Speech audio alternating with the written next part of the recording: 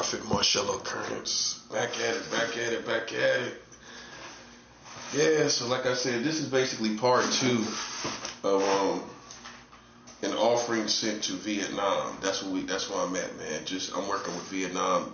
Come to find out, Vietnam is focused on a possible war with America, and moving forward, they're focused on a possible war with this country. So now I'm focused on giving offerings to churches down in Vietnam. I already done it, you know what I'm saying? It's on the way. This is day 3 of a fast. We getting it, you know what I'm saying? I'm getting it, you know what I mean? And that ain't from EBT. That's not from, that's from money from those who care about me, you know what I'm saying? See, that's what you can't stop, and it's already too late anyway. You couldn't stop, me giving offerings, not just from EBT. See, you can't even tell that story right. You can't even tell that narrative right. This offering I just gave was not from EBT to Vietnam. And I'm also working with Cambodia this year. Cambodia, in the Philippines, particularly this year. But I decided to team up with Vietnam. The light bulb went off. And, I'm working with Vietnam and everything like that.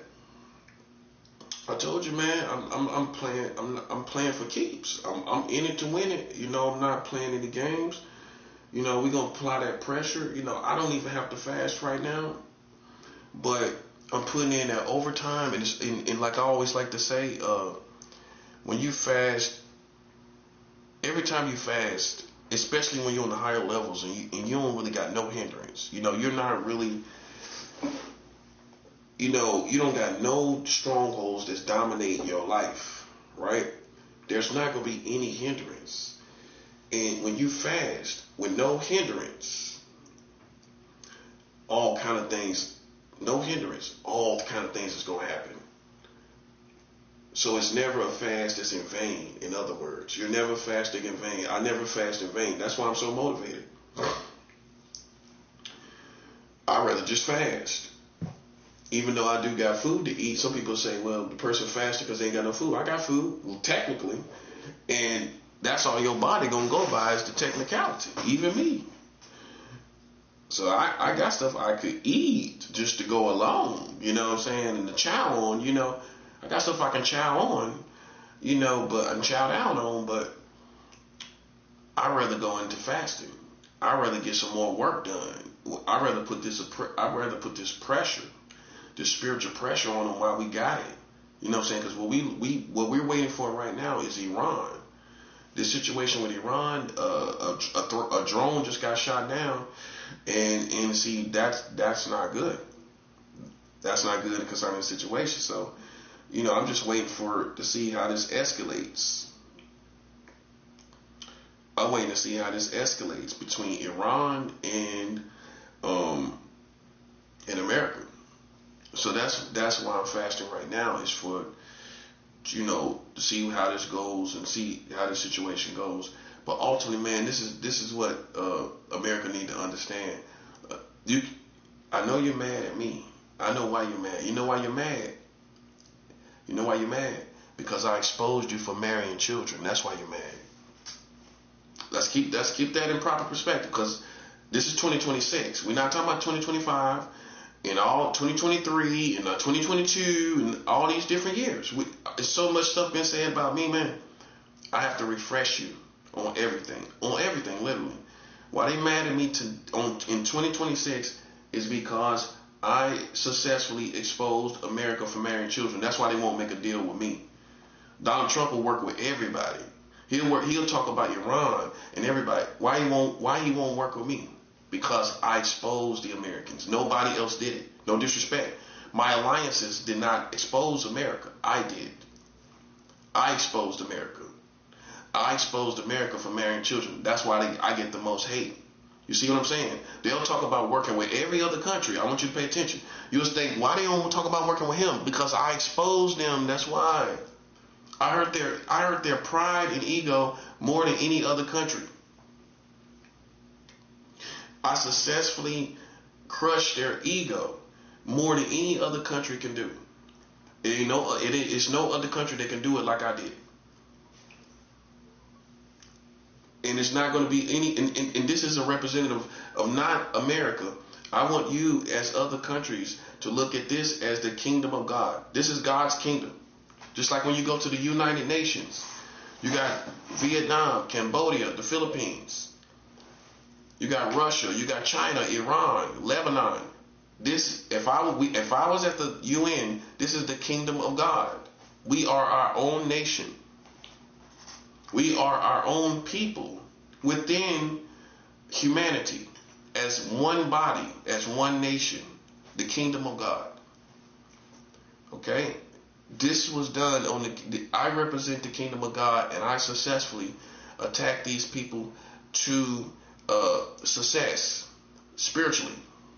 I spiritually attacked these people where we found out they was marrying children, and no other nation did it but God's kingdom. Glory to his name. Glory to Yahweh.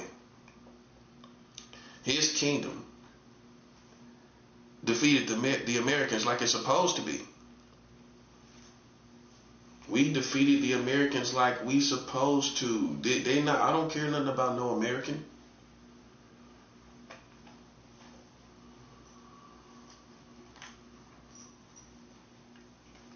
So I'm working with Vietnam. This is the kingdom of God. That's how you if you want to know how to represent the prophet and how the prophet, because they'll say he over here in America, and America try to take credit. No.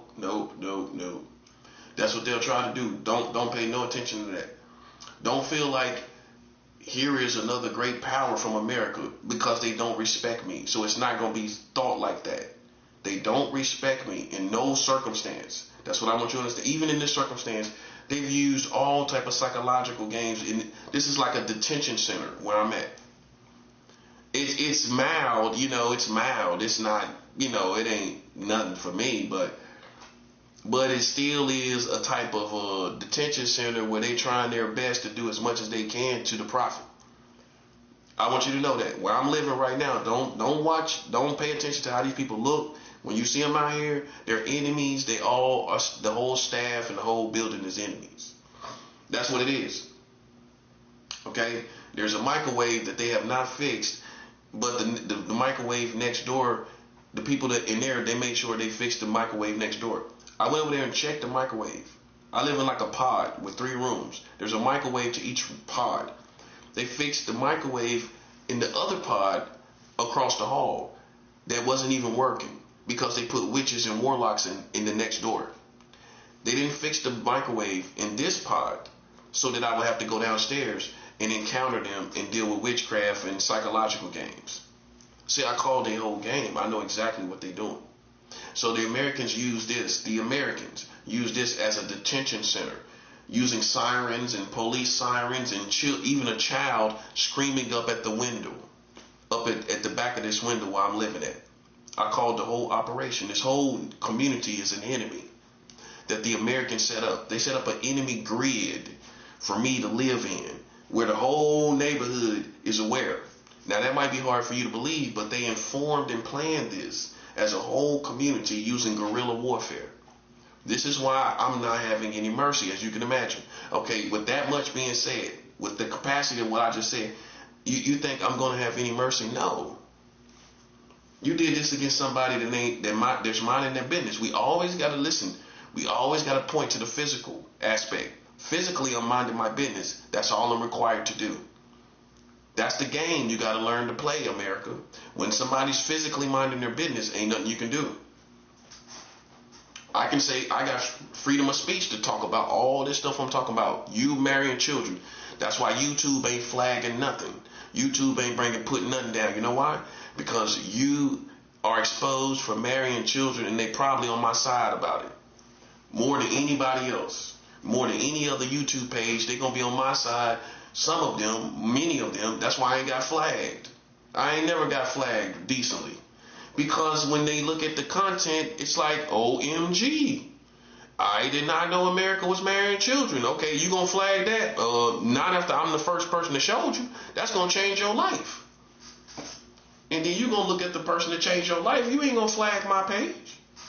When you go do your research, That's why I don't get flagged. Every once in a while, one of these little bozos will come through and try to troll and flag one and try to report one of my pages, but that's the only reason. That's why I don't worry about a whole bunch of views, because right now I need to be able to say what I want to say without people trying to report my page, and for this being said, that I don't need that hindrance. I need to be able to speak into the spiritual world and speak what the truth into the world. See, they thought I was using this as a platform to get people to pay attention, to get black people. I'm black, so you probably thought I was trying to get black people. I mean, that's common sense. If I'm black, you probably think like, oh, my audience is black. My audience is not black. I represent God's people. I represent every race. I embrace every race in God's kingdom without any prejudice. Those who love God, that's who I love. That's how we are. We are our own nation. And I stick with my own nation. And I have some alliances, me personally. Russia, China, Iran, North Korea, Lebanon. Those are my alliances. Vietnam, Cambodia, the Philippines, Taiwan, China. Those are my alliances. Basically all the South Pacific. Far out east. I mean, and I've sent money to Nazareth too. In Israel, where Jesus was raised, I sent money to Nazareth. I already did that. Where Jesus was raised. Glory to his name. I praise him. I sent money to where he was raised, in Nazareth. So that shows you I ain't over here tripping, and none of this little psychological stuff they use, and ain't gonna work. So, I've sent money to Nazareth, where Jesus was born and was raised. He was born in Bethlehem and raised in Nazareth. So, I've sent money out there to Nazareth too. So I got that connection. I found a church in Nazareth where Jesus walked and where Jesus was. So I thought that was beautiful, for me to send money out there to Nazareth. And I'm working with Egypt too. I'm working with Egypt. So with the pyramids by the Nile River, I actually looked at the church and it's near the Nile River. So, that's just in South America. I'm working with Colombia, with the Colombians, the Christian Colombians in the Medellin community where all the cocaine came from in the 80s and the 70s. So I found a church in that community. And I'm working with Chicago. I'm sending, that's something else I got to do. I got to send money out there to Chicago with the old block and down there in Parkway Gardens. So I'm working with the old block. I'm working with Southside Chicago. So, it ain't no slipping, man. I'm working with Southside Chicago, everything, bro. I just sent money to LA, to California, out there to California, to East LA, to the Mexicans out there. That just touched down yesterday. So I'm just showing you, I'm giving you an idea that in these final times that the Christian has become a spiritual warrior, and we're already in World War III too. We're already in World War III. We're already there. And it's in a unique, beautiful way. God's people is already there in World War III in our own lane. You know what I'm saying? But see, you got to understand the lane you in. You're not the lane of America. You just like I said at the UN. The kingdom of God is its own nation. A stupid Christian won't understand this. You are your own nation. You're not Americans. You're not Americans. You're a nation of God. You understand? You're a nation of God. You're not an American. I'm not an American. My first nation is God, kingdom, God's kingdom. That's my nation. So that's how you, just like you go to the UN, you see God's kingdom. That's how it should be. That's how we should be. We should have our own kingdom. We should have been done that in the UN. But people didn't present it the right way and things like that. But we could have had our own kingdom. If we were truly spiritual and people really acknowledged us like they acknowledging me, if it was millions and millions of people like me, we would have had our own we would have been able to represent ourselves at the UN. See, I'm talking about big things now, buddy. I'm talking about big things. I'm talking about our own spot as God's kingdom, with all nations involved, as God's kingdom represented at the UN, talking about what we need. Not as black people, not as white people, none of that. Not as any race. All races, black, white, Asian, Indian, everything. That's what we should basically, that's how we should be tight and united. That's how we should be. Witchcraft can't stand a chance. We're a real nation. We're all over the community, and we're more collectively united than witchcraft or black magic that could ever be. We're more tight as a unit all over the world. Their witchcraft is not tight as a unit all over the world. It could never be. It would never be. They got different objectives and all that kind of stuff, man, with different cultures. Us as Christians, we're going to be tight, even though sometimes we kind of, it's kind of hard for us to get as tight as we need to be on one objective, because, see, people are not in the spiritual world with understanding. They're not understanding, where we at, what time it is. We're not part of America no more. Wake up. America time is over. Put it like that. America time is over.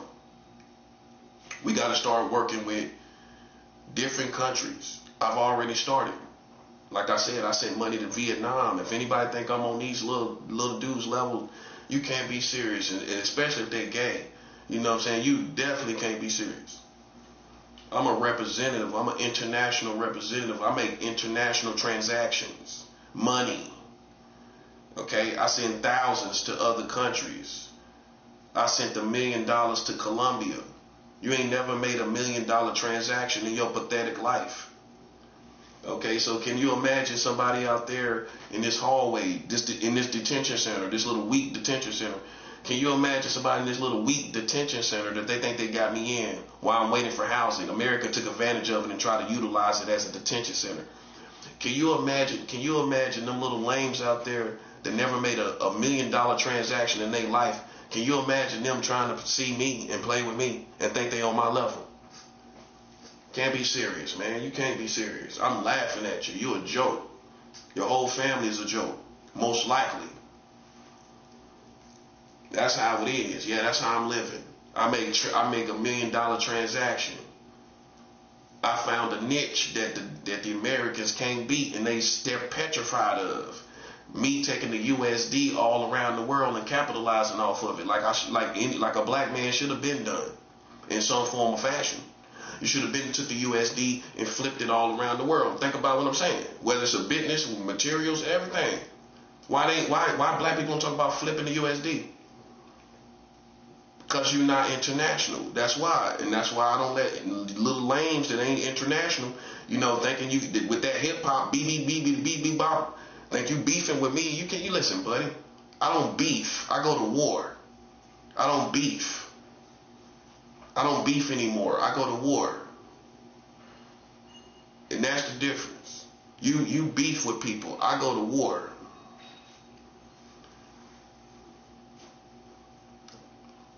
I'm making thousands of dollars transactions. Armed man. No fear. Okay, me and you, listen, a little gay boy ain't in my lane, bro. You gotta sit down and submit, buddy. Yeah. You ain't in my lane, buddy, at all. You can't see me, and I can prove it. I can show you where you can't. I'm sending money to Africa. I'm sending money to Kenya. I just sent money out there, thousands. I sent a couple thousands out there to Africa. How long ago was that ago? A month ago. A little over a month ago, I sent a couple $1,000s out there to Kenya, where my bloodline is from. I found out where my bloodline is from. Come on, man, stop playing, bro. Stop playing with me. That's just without thinking about what I've done since I've been in this room. I've sent money from here to Kenya, to Egypt. That's for Africa. I done put money in Africa since I've been in this room, since I've been in Brooklyn. I done sent money to Jamaica. Look, I'm just showing you. I can go down the list. I done sent money to Jamaica. How much was that? How much was that? Let's go down memory lane a little bit. How much was that? $25,000. No lie. See, they don't believe it, do they? Because the USD is more valuable in other places. So when you send the money out there, it's going when it's converted to their currency, it's going to be in thousands. See, somebody that deal with money and deal with other countries are well aware of what I'm talking about. So if you send money to a church, that when they convert it to their own currency, it's going to be thousands of dollars. That's exactly what they're going to do. I sent $25,000 down to Jamaica. I'm just saying. Now, in Kingston, Jamaica, what you doing? Why are you talking about black people? I done sent money to Kingston, Jamaica. I done sent money to Kenya. That's all I'm saying. That's all I'm saying. Now you see why I sit back like this, because I know people ain't got nothing on their mind, man. But they next cigarette, I mean, people become birds, like birds. The next thing you think about is a cigarette. They reduce you down. No, think about the psychology of that. Some people are reduced down to only thinking about their next cigarette, bro. And we've all been there at some point. Some of us that are black, we've been there at some point in time. To where you're like a bird. You're out here reduced down to your next cigarette. That's all that's on your mind. Literally, bro. Not sex, not alcohol. Your next cigarette, man. That's a bird, man. That's like a pigeon, a scavenger bird or something. Think about the next cigarette, man. That's what I'm saying. Listen, I haven't smoked in almost 2 years. Praise the Lord. It's 11 months. A year and 11 months, no lie. Next month, it's going to be 2 years without smoking. This is 2 years clean. This is how quick time goes by. Less than a month. This time next month, it will be 2 years without smoking weed, without drinking. Not without drinking. Without any type of sexuality with men. That's 2 years ago. So it's not relevant anymore. When the last time I was with a guy, consistently was like 5 years ago. Let's keep that in mind. Going on 6 years ago. So what they told you, I haven't been sexually active with a man in over 2 years. I'm just saying. I'm just letting you know. And it wasn't nothing consistent. I'm going on technicality. You know what I'm saying? The technicality of it. Little hookups here and there. That was 2 years ago. Next month will be 2 years since I've been with a man. Okay, that part. Okay, so then what could you be talking about? What could a gay man be talking about me? If you ain't seen me with you, and I know for sure, and God knows, I can say that before God, I ain't been with no man over almost 2 years. What could you be talking about? That's an eternity for a man that look like me and my age and young as I am. That's an eternity. Instead of these old gay dudes talking about, well, I've been by myself for 12 years. That's you. You're old. I'm young and I look young. I'm young and I look young, and that's an eternity for someone my age, and it tells you who I am. First thing somebody gonna say when you practicing, when you abstain from sexual immorality, is that, oh yeah, well, I've been single for 12 years and I'm still gay. Well, that's you. That's you. You can't say once gay, always gay. That's not true either, because it's all in your psychology. Your psychology can change through Christ Jesus. Through Jesus, it ain't once gay, always gay. Jesus can change your mind. I'm just saying it wasn't nothing consistent anyway. But I'm just letting people know, man, you ain't seen me with somebody almost 2 years ago. That's because I choose to live this way. I don't lack opportunity. I choose to live this way. It's one thing to lack opportunity. I choose to live this way. A gay man tried to put his hands on me in California, and I had to move. Tried to feel on me without my consent. I could have got him arrested. You can't fondle people.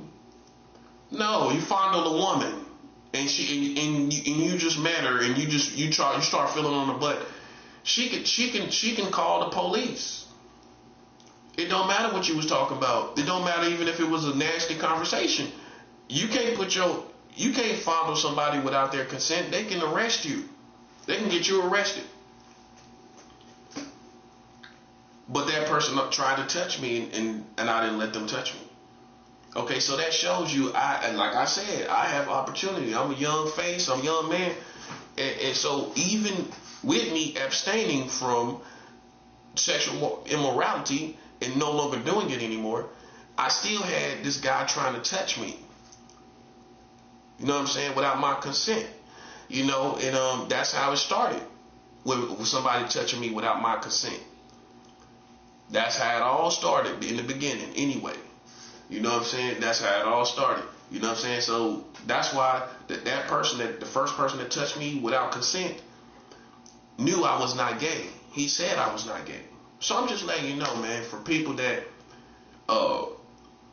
don't realize, no, I put my cards out on the table because, see, they going to spread bad politics anyway. So I'm going to beat them to that.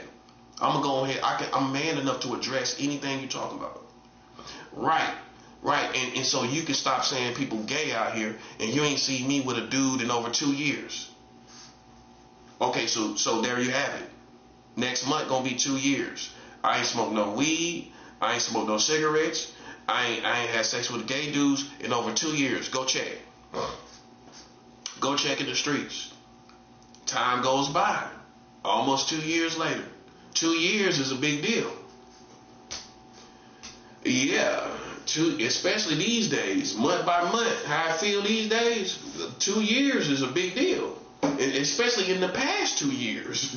Time been moving real slow, buddy. Since 2024, that's 2024. Time been moving real slow. It feel a little bit longer than that. But that's all I'm saying. I haven't been with anybody any type of way, not sexually, not any advances, any kind of foreplay, any kind of with a man, any kind of talking with a man, any kind of sexual conversations, none of that. No kind of conversations on threads, clean as they come. Heterosexual in my sexuality. I have to say this because with all the confusion about what I've done and where I'm at in my life, people will just assume that they don't know how long you've been away from men. They don't know how long it's been. So I'm going to let you know. Because they'll tell you all this information. Did we think this, we heard that, and you're going to go away thinking I probably ain't had sex with a guy probably maybe like 3 months. That's about the time frame most people going to think. They don't think it's been, probably about 3 months or so. Something like that. Right? Something like that. 3 months, most people going to think around 3 months to a year, half a year. You know, maybe in my case even a year. But it's almost been 2 years. Okay? Physically, literally. So could you imagine me letting somebody play with me? Like, I've been doing something, I'm out here, I'm active out here, I'm thinking about men and everything, and then I haven't had sex with a woman, my ex-wife, that was 10 months ago. 11 months ago. Oh yeah, I was married. I've been married 3 times, which means I dedicated myself to 3 women in my life. Seriously. Only 3 women I've done that with. Okay? This time last year, I was with a woman. Alright? I was with a woman this time last year. And that's the last woman I was with. That's 11 months. That's going on 11 months ago. Next month is going to be a year since I've had sex. Boy, that's good news, ain't it? March. It was March 2025. No lie. No lie. No lie. I'm almost a year abstinent. You know how long this is? You know how long it's been since I've been without a woman this long? A very, very long time. A very long time. Yeah, like 16, 17 years ago. So you see what God is doing in my life. Totally cleaned out. Totally cleansed out. No sex, not with any type man, woman, or anybody. You know what I'm saying? Clean. No smoking. No smoking cigarettes. Ain't nobody saying, they can't say I smoke cigarettes. You can't say I smoke weed. You can't say, I'm not even drinking. Even though I know drinking is in the Bible. I'm not even drinking right now. So see, God is cleaning me in my life. No pornography. With this phone, I have not watched no pornography. I can say that. And it's a lot of Christians right now struggling. You know what I'm saying? They're struggling. They're struggling with pornography. You know, they're struggling with pornography. You know what I'm saying? And then, you know, so, you know, it's a lot of people doing that right now. You know what I'm saying? I'm not one to judge. I done been through it myself. But it's time to take it to the next level. It's time to get serious about this spiritual warfare, man. It's time to be, you know, real. You know what I'm saying? And you know, better to say, besides real, we been saying being real, it's time to be effective. Because the reason why a lot of people are not effective, men and women alike, are masturbating as Christians. Because it's more easier than in the back in the day, where back in the day, you know, you couldn't access pornography on a phone, you know, and like a little TV and be looking at it for your personal use, you know. So that's what changed it. You know, it was harder. You had to go out your way, you know. And now Christians can masturbate and repent and do a video. Masturbate, watch pornography, repent and get washed up, go take a shower, and do a video. And the truth is, there's a difference between pornography and even kind of touching around yourself, because in your sleep you might do that. These spirits playing around you, I'm not condoning it, but I'm saying these spirits will play around you of lust, and you'll find yourself having certain dreams that's out of your control. You have certain dreams that's out of your control, and you might wake up touching yourself in your sleep. Okay, halfway there, halfway not.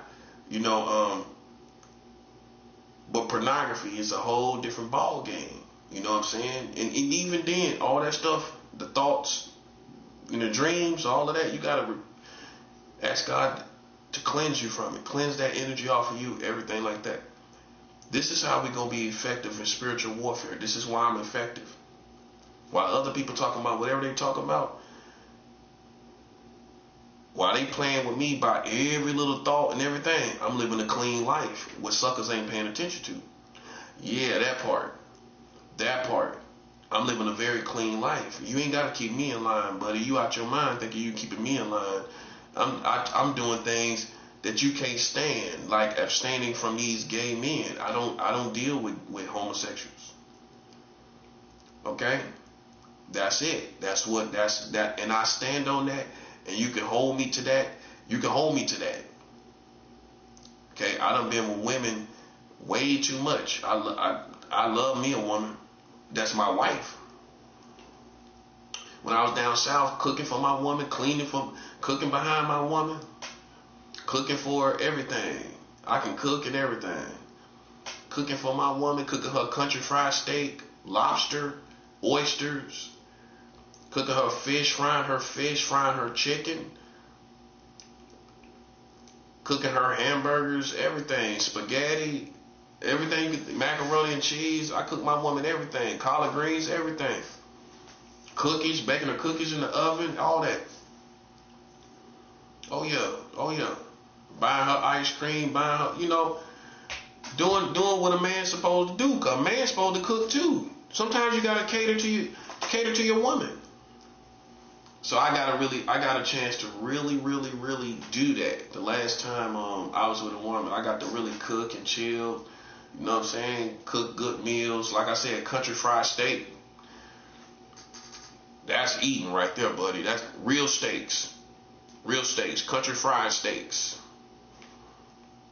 I cook 5 of them at one time. That's what I would have went to school for, culinary arts. You know what I'm saying? I just like cooking. Since home tech in school.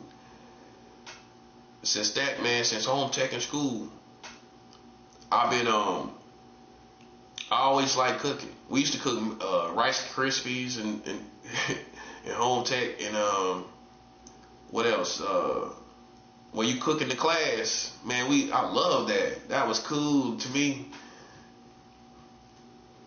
Cooking Rice Krispies and but that's kind of getting you groomed for culinary arts, and it worked perfectly for me because once I went through that in middle school, cooking in the class, I loved it.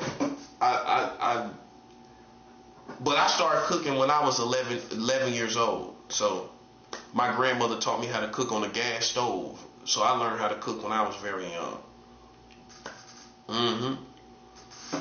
I learned how to cook when I was 11. So I've been cooking since I was a teenager. I already from the time I was 13, I was already cooking. So, real cooking. Like frying food. I was a little kid frying food and stuff. My grandmother probably was tripping off me. I was a little kid frying food. Yeah, but, I got my first job when I was 15. I started driving a car when I was 14. I started driving a car. I started I started working when I was 15. You know what I'm saying? I started working when I was 15 and everything like that. So, people can't tell me about life. I can tell you what I'm going through in life. On a life coach perspective, you can't really tell me what I'm going through. You can't coach me on this amateur level. Like, well, son, you gotta go work. You can't coach me on that level. I've had apartments, not through a housing program. I've had real apartments where I'm paying rent, where I'm on a lease, a real lease.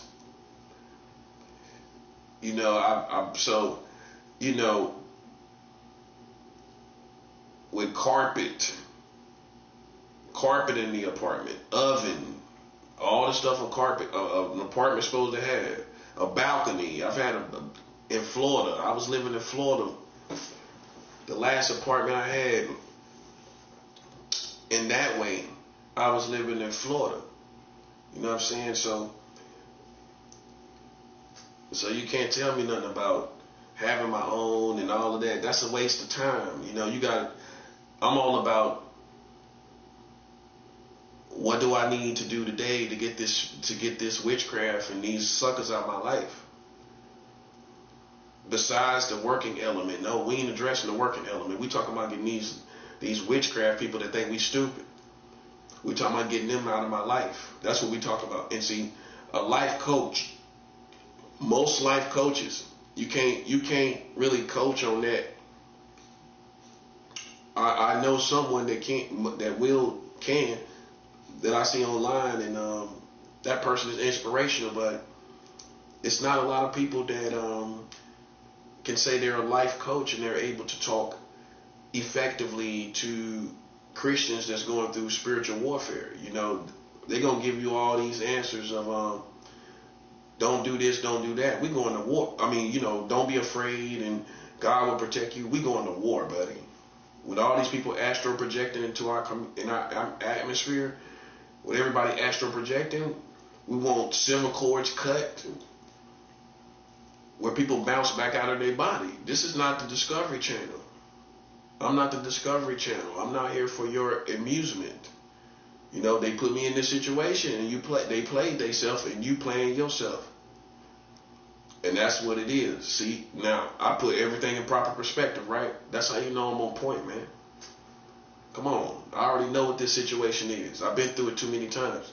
This is a type of American detention center where they're using psychological witchcraft and wizardry and all of that, and telepathy and psychic energy. That's all this is. They ain't fooling me at all.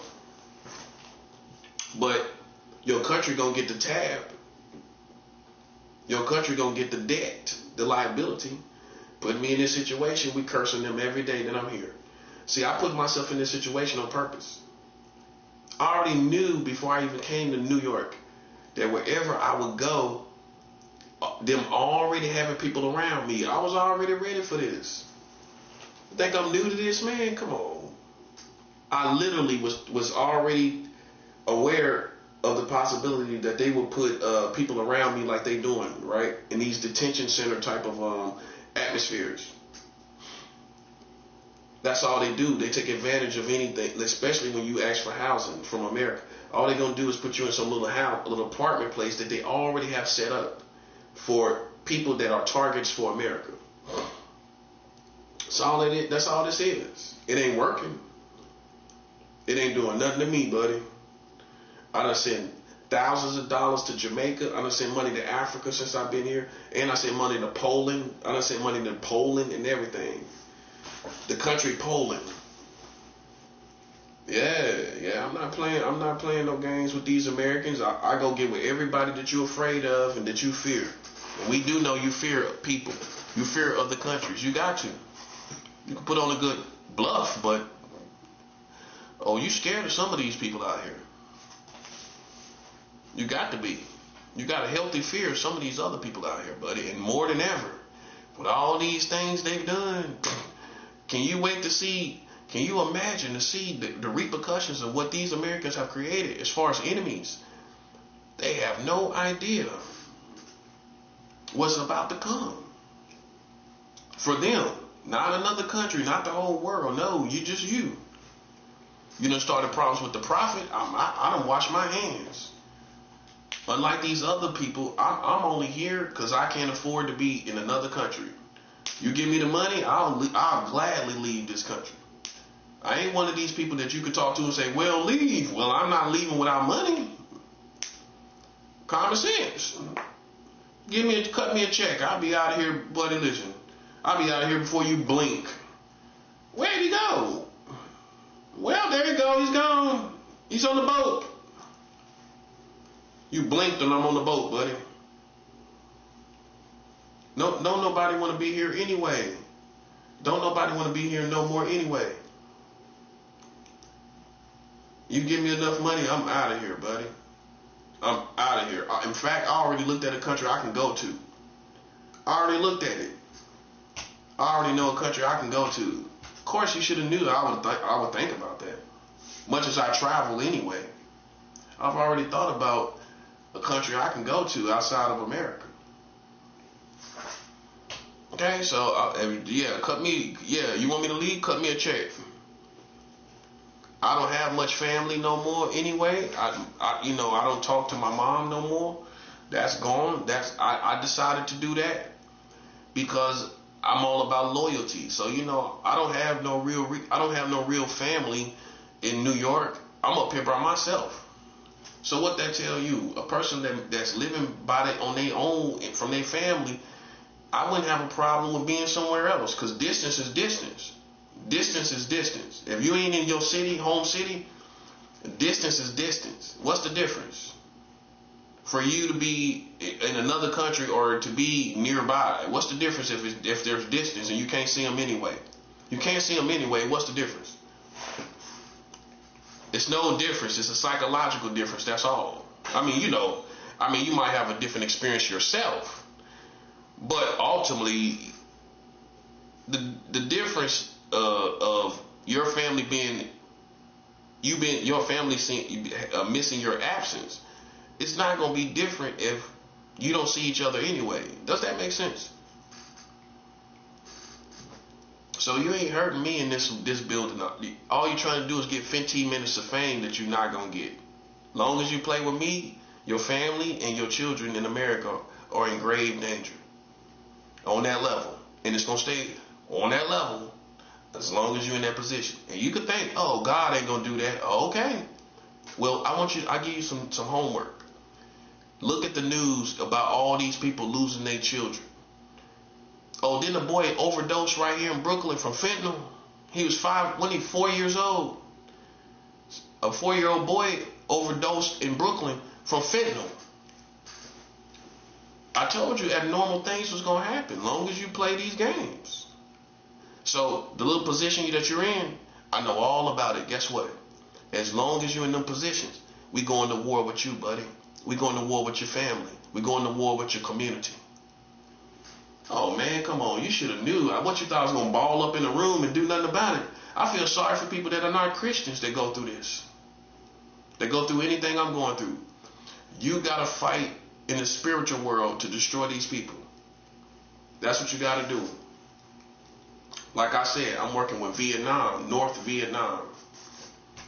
I already done sent the transaction to Vietnam, to the Vietnamese people, to the Vietnamese people. I'm already working with Taiwan. I sent money to Taiwan a whole month ago. In fact, this is 2 months now. Almost 2 months. What's the day? The 3rd. 3 more days is going to be 2 months since I sent money to Taiwan. And see, I'm back connected out there to the east. See, it's working. It's working, man. This is all a plan. It's all a plan. People say trust the process. Yeah. Trust the process of this spiritual warfare, buddy. It's all a plan. We ain't playing no games. They sneak people into this detention center up on the floor. They think they slick. They ain't slick at all. They sneak people in and place people in slowly but surely kind of around you, you know what I'm saying, to try to play games. They can play these games. As long as they do, we're going to war with the whole country. I just want you to know that. Your position against me as a prophet, I am giving your country the liability because I'm smart enough to know they got something to do with it. Okay, yeah, it ain't just you. You're a bum. Okay, so it ain't just you. That's why I don't care about you. I'm going to your handlers, your handlers that put you in this position. That's who I'm going to. Okay, I'm going to your handlers. I'm going to ultimately this community of America. That's who put you in this position. Okay, so you're a nobody to me. And you ain't gonna never give me, anybody in this building, and people like you, even in another building, you ain't gonna never, ever get my full undivided attention, because I know you're just a pawn in a bigger chess game, right? You're just a pawn. You're disposable. And I'm not. I'm a king in chess. You're a pawn. Okay? Easy to dispose. They don't care nothing about you. Throw you on the side of the chessboard. Click, click, click, click. That's how they do you. People like you. Okay, I know that. So you don't mean nothing to me. That's why I don't even take it personally, because I know you're just a pawn. That's all. In terms of chess, you're just a pawn. The lowest level of chess pieces in a bigger chess game in spiritual warfare. So people like them, I don't pay them attention. They use a lot of homeless witchcraft bums in this building. Homeless bum, drug addict kind of witchcraft people. Low life bum losers, them type of people. They gotta be to fight against a person. You notice all the people you look at is ugly and losers. All of them. Because it takes a certain type of person that can't get success and is a loser and ugly, they gotta use them. They gotta pay attention. Ain't none of them look promising. Don't look like they got nothing going for them or nothing. They gotta use them type of bums to fight you. They can't use no. Think about it. A promising, beautiful person to fight you. It ain't because they already got something going for themselves. That's the main reason. They already got something going. Why would they come from their life and they're beautiful and they got something going? They got their own life set up. Think about it. They got to use bums and ugly losers and stuff like that. You notice all of them are unattractive. Most of these gang stalkers, you ain't thought about this. Most of them are unattractive.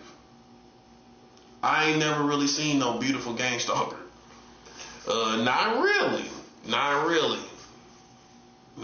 bro. I ain't really seen no beautiful gang stalkers. You know what I'm saying? I guess it's on my level of life. On my level of life, gang stalking somebody like me, they all unattractive people, bums and losers that they can utilize. That's all. That's the truth. Ain't none of them. If they, if it's a tranny, that, there you go. That's a quirky person that really ain't a woman and something wrong. It's always something wrong. It ain't. It's the truth. It's the truth. And then they bugged out anyway, which probably mean they got mental health, even if they do look worth something according to how these people think about trannies out here. They still got bad mental health, which means, so you can't live with nobody like that.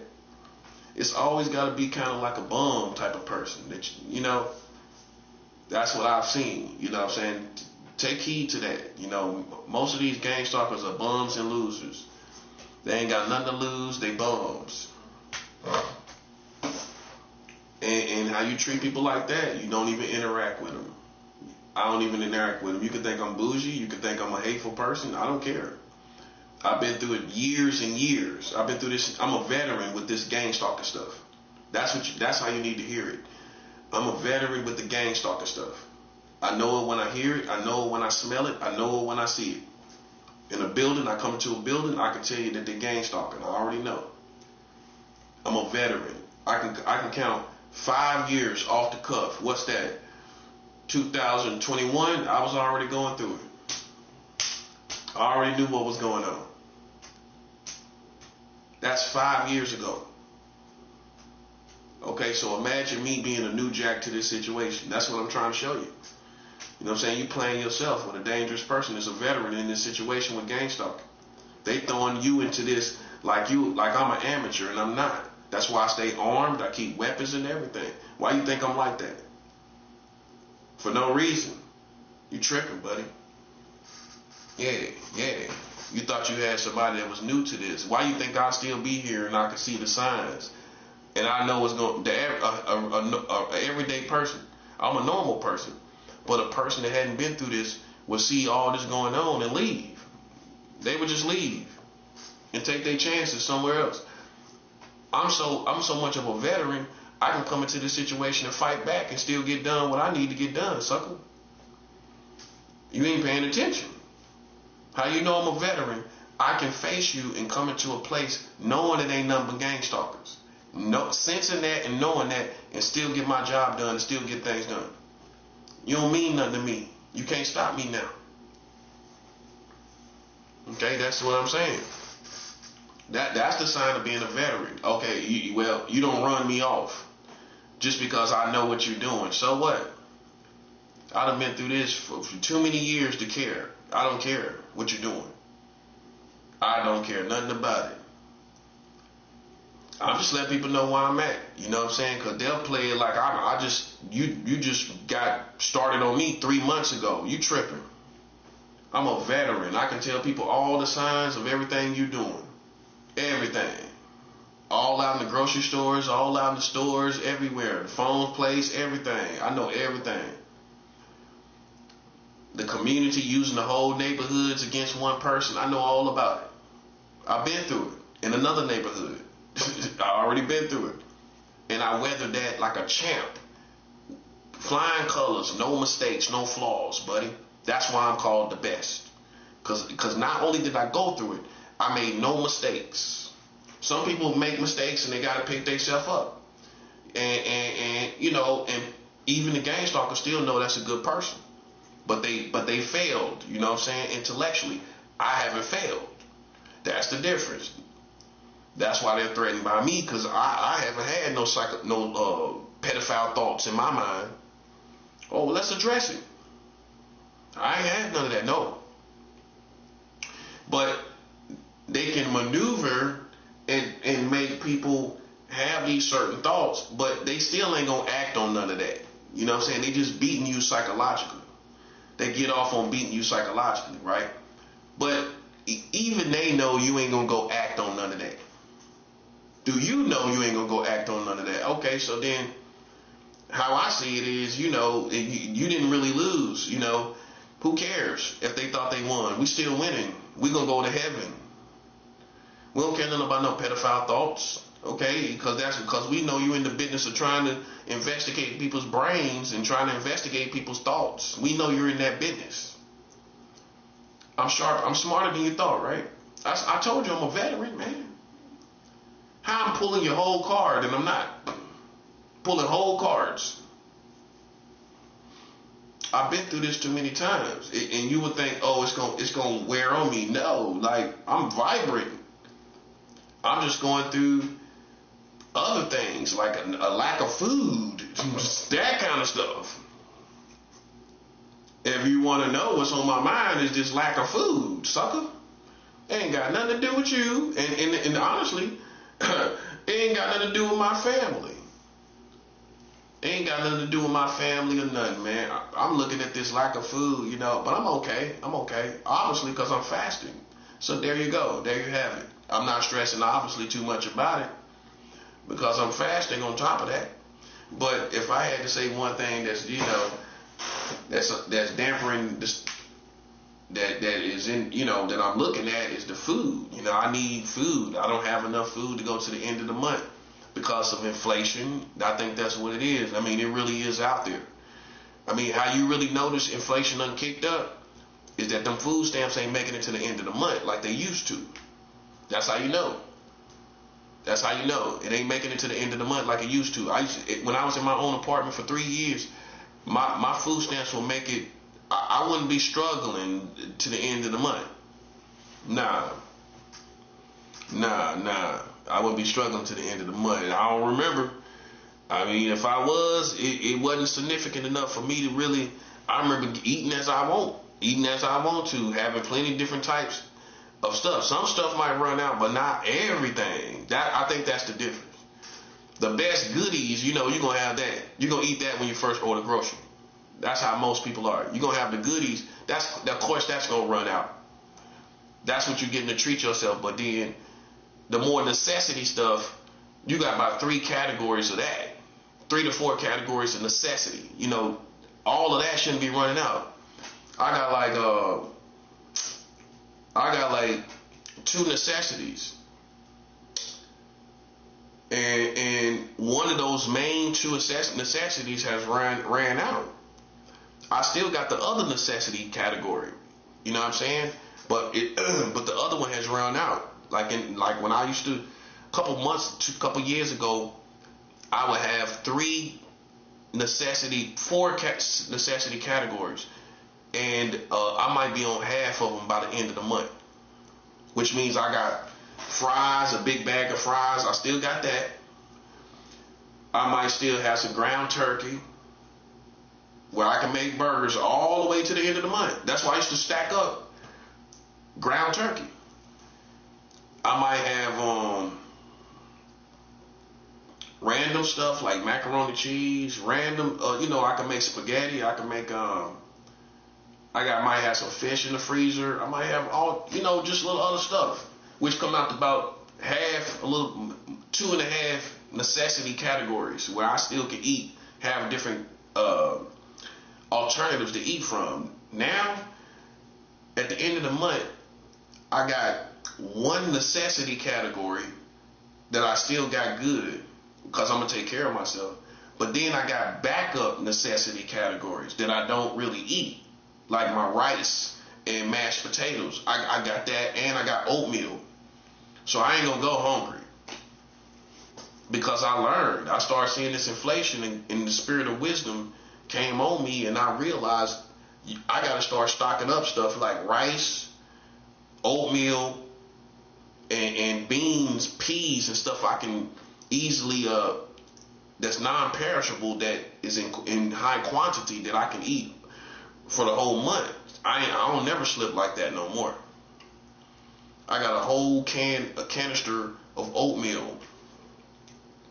And honestly, you can eat oatmeal without sugar on it. You don't gotta have no sugar. You can if you really had to eat to survive, rice too. You don't need nothing on it. I got salt and pepper for my rice. I got plenty of pepper. I got plenty of salt. I got soy sauce, which is good for rice when you ain't got nothing but plain rice. So, I'm doing decent, but it still isn't good as having a whole bunch of snacks and cookies and cereal and stuff, milk. You know what I mean? That's what you really need. Fun food, happy food, what I call happy food. You need for your morale, you need happy food. That's true. You need sweet foods, sugar foods. That's good for your morale. See, I understand psychology. You could have rice. You could go get 3 pounds of rice, but you ain't gonna be happy necessarily eating the rice. Your morale is not gonna be better. If you get like cereal, cookies, that's happy food that affects your morale, your sense of well-being. So you have to have.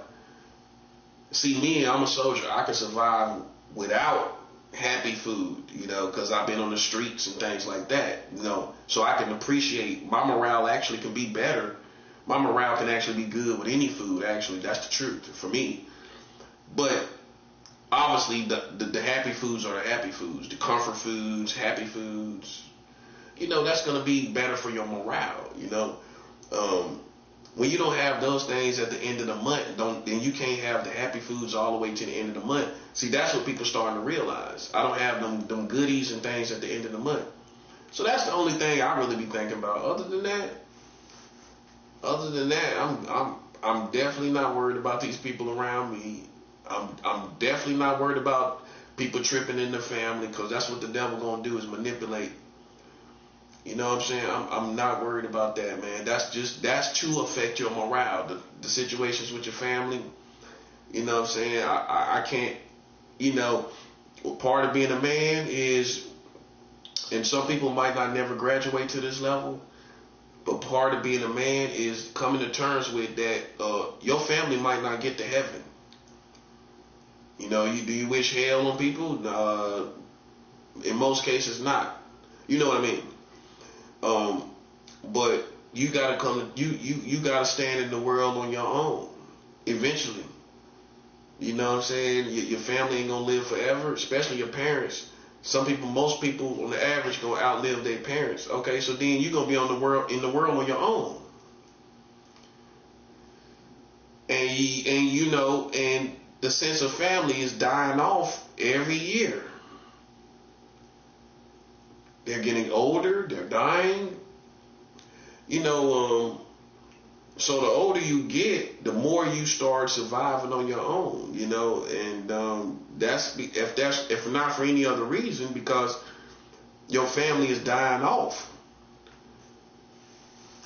Literally. The older people in your family, all of that has changed forever. You never can get them back. And many of you are, you got to come to terms with that. I'm as a Christian, you got to come to terms with it.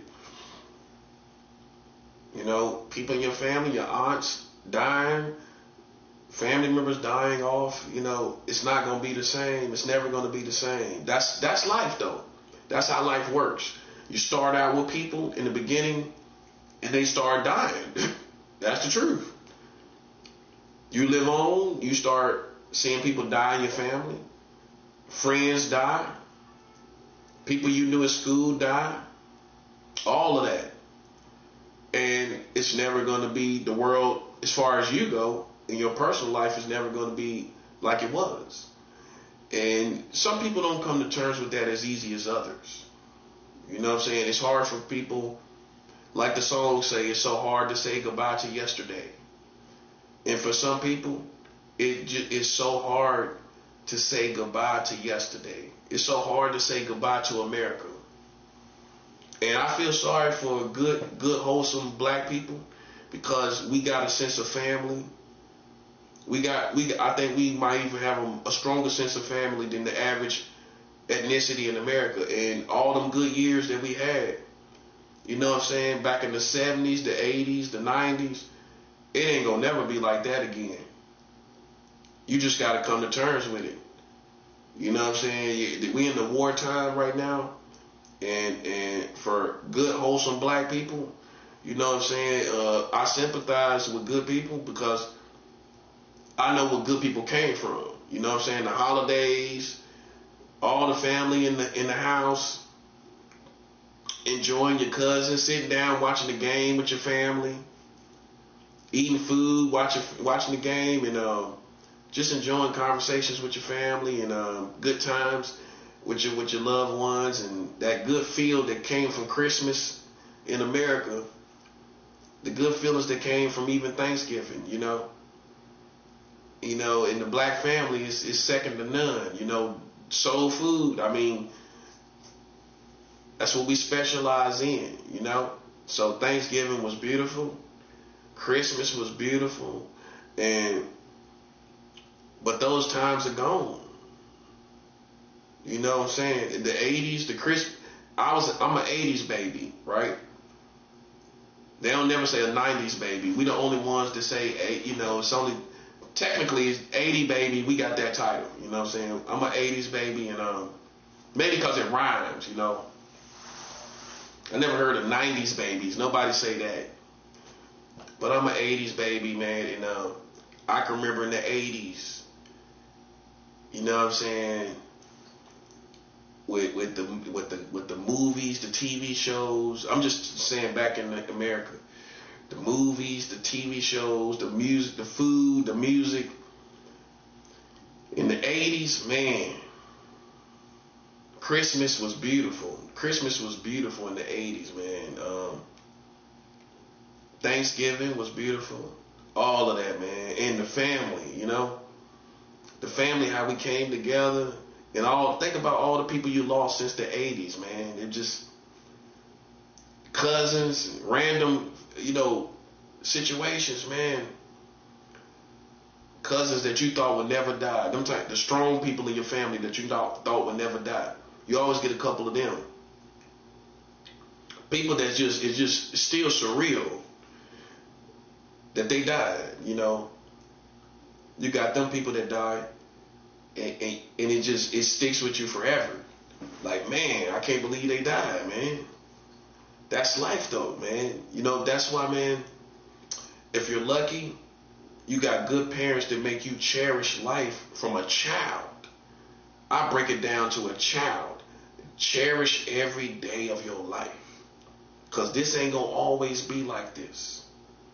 You see all your aunts and uncles, I trained up a child just like that. You see your uncles and them, don't take none of them for granted. Because ain't none of them going to be here. Not just talking about me. It's easy to say I ain't going to be here as your parent.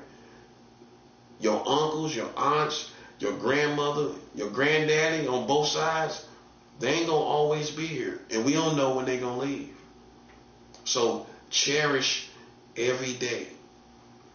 Because this is going to change as you get older. As you get older, you remember my words. Ain't nothing going to be the same. Life in America ain't going to be the same. Ain't nothing going to be the same. Even life here in this country, all changed. Everything different. Even the food. The food ain't even the same. No, the food ain't even near the same. I don't know what is going on with it. And if you're an American, you've eaten this food over and over again, so you know what you're talking about. You ain't tripping. Perfect example. My favorite food was my favorite fast food was Papa John's. I can remember when Papa John's came out in the 90s, early 90s. When Papa John's, the pizza tastes sweet. The sauce was sweet. It's bitter. It's more bitter now. And see, I noticed that. It got more of a garlicky taste. That's probably what it is. Onions and garlic kind of taste. Oregano, some herbs in it or something. But it's not sweet how Papa John's pizza used to be. The bread was sweeter, everything. The bread was even, if you remember the bread of Papa John's, it was sweet. And the sauce was sweet. That's what got us. Papa John's won the hearts of America because the pizza sauce was sweeter than Pizza Hut and Domino's. I'm a pizza lover, so I know the difference. Pizza Hut was more on the onion, garlic, and more on the salt side of flavoring. It's good. Even the crust, the pan crust was kind of greasy and salty, but you like that, right? The greasy pan crust. I don't even think Pizza Hut is like that no more. I remember Pizza Hut, the pan crust was greasy and good. It ain't even like that. Because in all people smarts, they think they critiquing it and making it better. And sometimes back in the day it was unhealthy and they took certain stuff out these days and it ain't like it was. That's probably what happened to Papa John's. They took some of the sugar out. They took some of the grams of sugar out because we're now in a generation where people try to critique something, and sometimes, man, you can't critique and make something healthy. It is what it is. You treat yourself to it every once in a while. Don't try to critique this so you can eat it every day. But that's how they think. They think that most people might be stupid enough to eat this food every day, so we got to change the ingredients, the sugar intake based on the daily value, because people stupid enough to eat Papa John's every day. That's what happened. I really believe that. They critiqued it because people started to eat this in their whole diet, so they had to critique it as a diet. The sugar, the cereal, everything. They changed all the sugar. Frosted Flakes, I remember it was white. Frosted Flakes, it'll be white powder all over the Frosted Flake. Now you get Frosted Flakes, they look like corn flakes. I remember in the 80s when I was a kid, in the 90s, Frosted Flakes was white. Kids don't even know no better. You got to remake it yourself to get that. They had so much sugar on Frosted Flakes, man. It was white flakes. That's why I call it Frosted Flakes. That's why they call it frosted. Now Frosted Flakes do not even look frosted.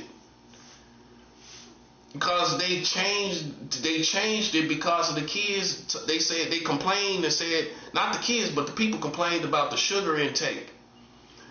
When you just need to be disciplined enough to not eat it excessively. That's what it is. Done changed Frosted Flakes, ain't none of that the same. Ain't none of it the same. I remember Cinnamon Toast Crunch.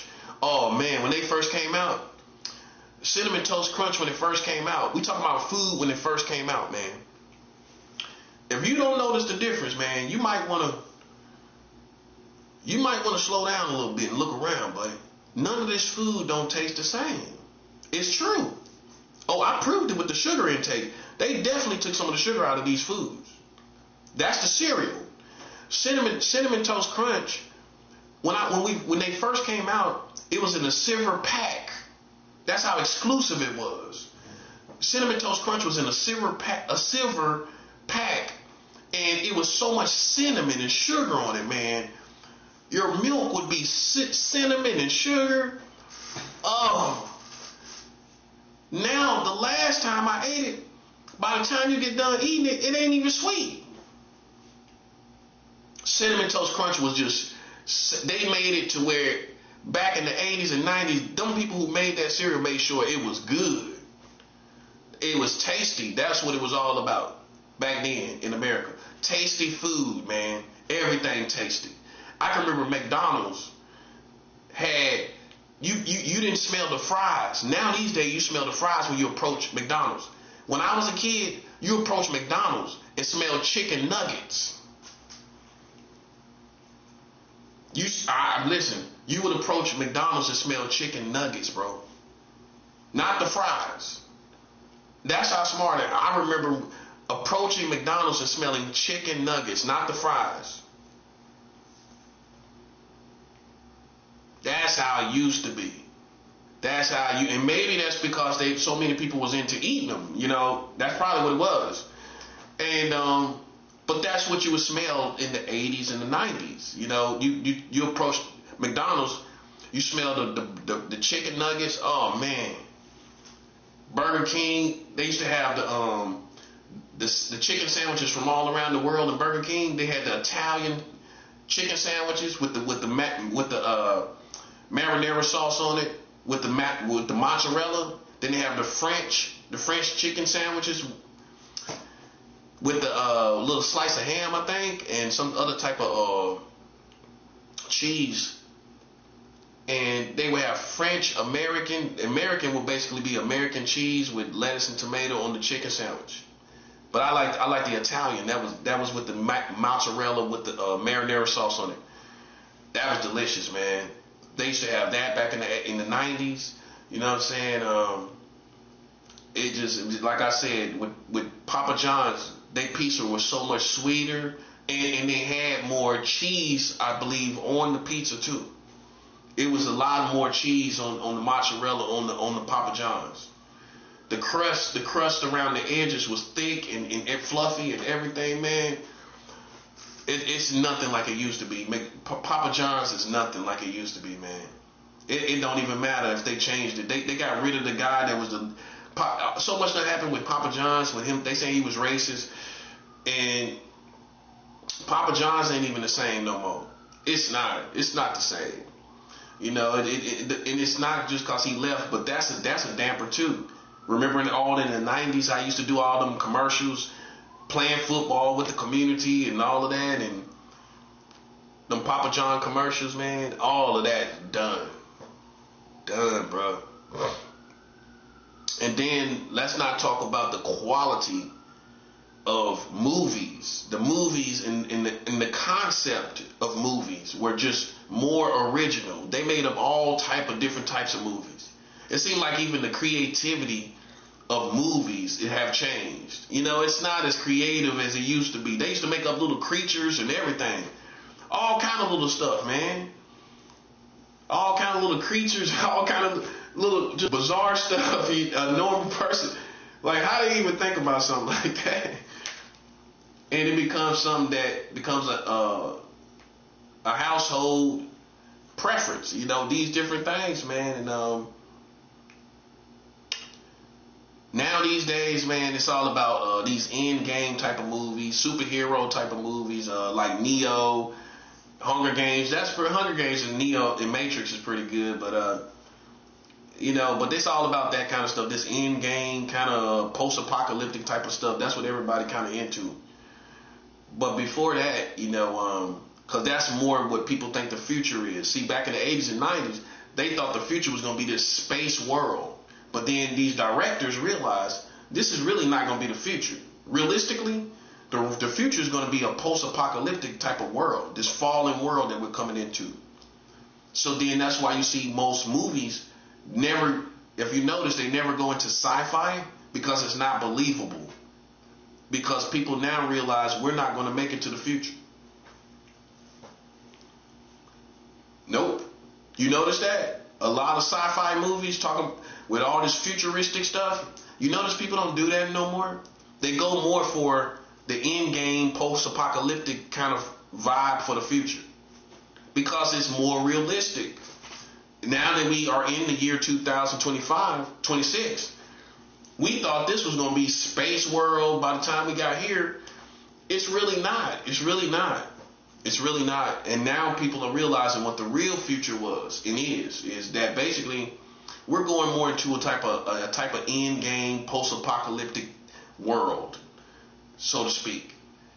End game type of world. That's all. That's why if you look at it, that's what it is, and you can tell. That's why the whole movie culture is always this end game type of feel. That's all they go after.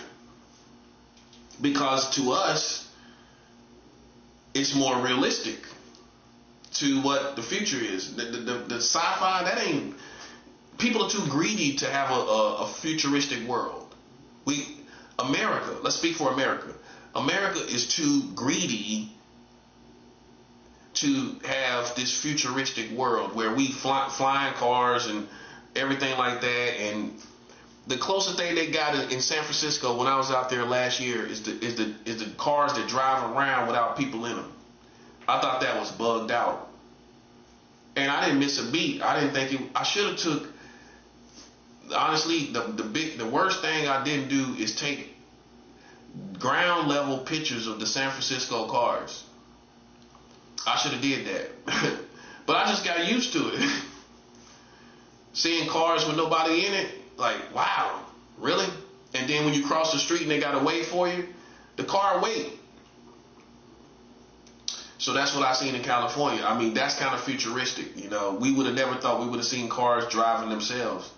You know, I seen that when I was in San Francisco, but I mean, we're not going to get too much further in development because people are too, they're too greedy to create a whole new world in America where there's flying cars and the whole infrastructure is futuristic.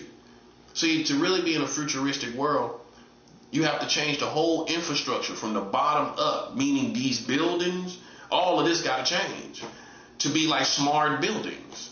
To be a futuristic world will be smart buildings. You got smartphones, you got smart everything, but they will make smart infrastructure, right?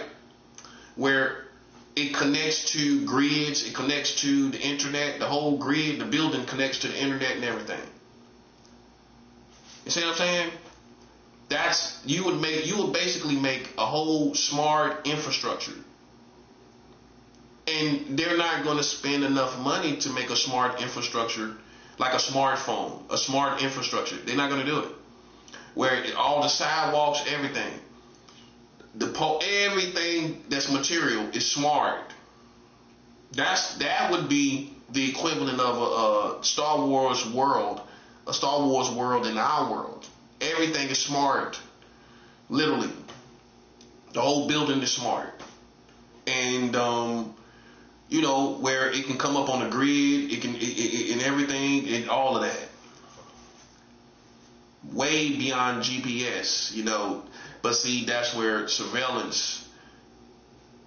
illegal surveillance will come in, because once the building is smart, they can come into the room and see what you're doing a little more easier. They probably got all that kind of stuff now, but let's just say the building was smart, then it would obviously give you access, the authorities access to see what's going on in each room, and because it's a smart building, right? So that would automatically give you more access, right? Where you can see in rooms and hear, you can hear voices and everything, and conversations and everything. So, but how you know the world will never go there is because America is too greedy to make a whole infrastructure of a whole smart world where we change everything. We would have to change all of New York. Do you realize that? You would have to upgrade all these buildings. If you technically made it like a futuristic world, like, look at these videos and pictures of like futuristic worlds like 2020, 2050. The whole infrastructure was different. Not half of it, the whole thing. Which means ultimately these buildings in New York will have to change. How's that going to happen? There's too many of them. It's too many. It's too many buildings. They're not going to change all these buildings. So if you did have a smart building world in America, they're not going to change New York. New York going to look like the old America.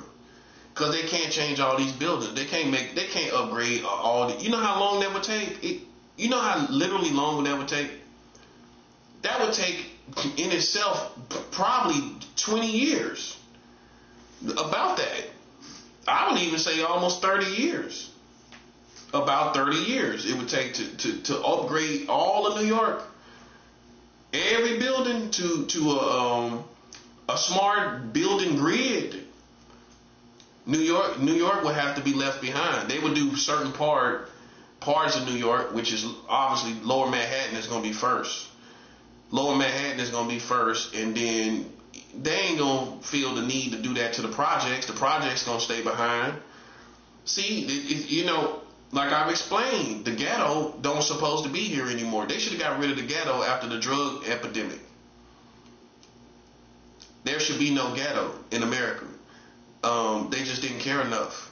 They were too greedy. They could have made good circumstances for black people, but black people was doing so many crimes. They just left them behind. They just left black people behind.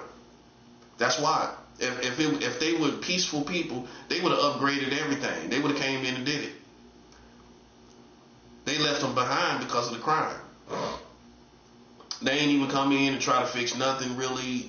They'll actually, where I'm from in the South, they tear down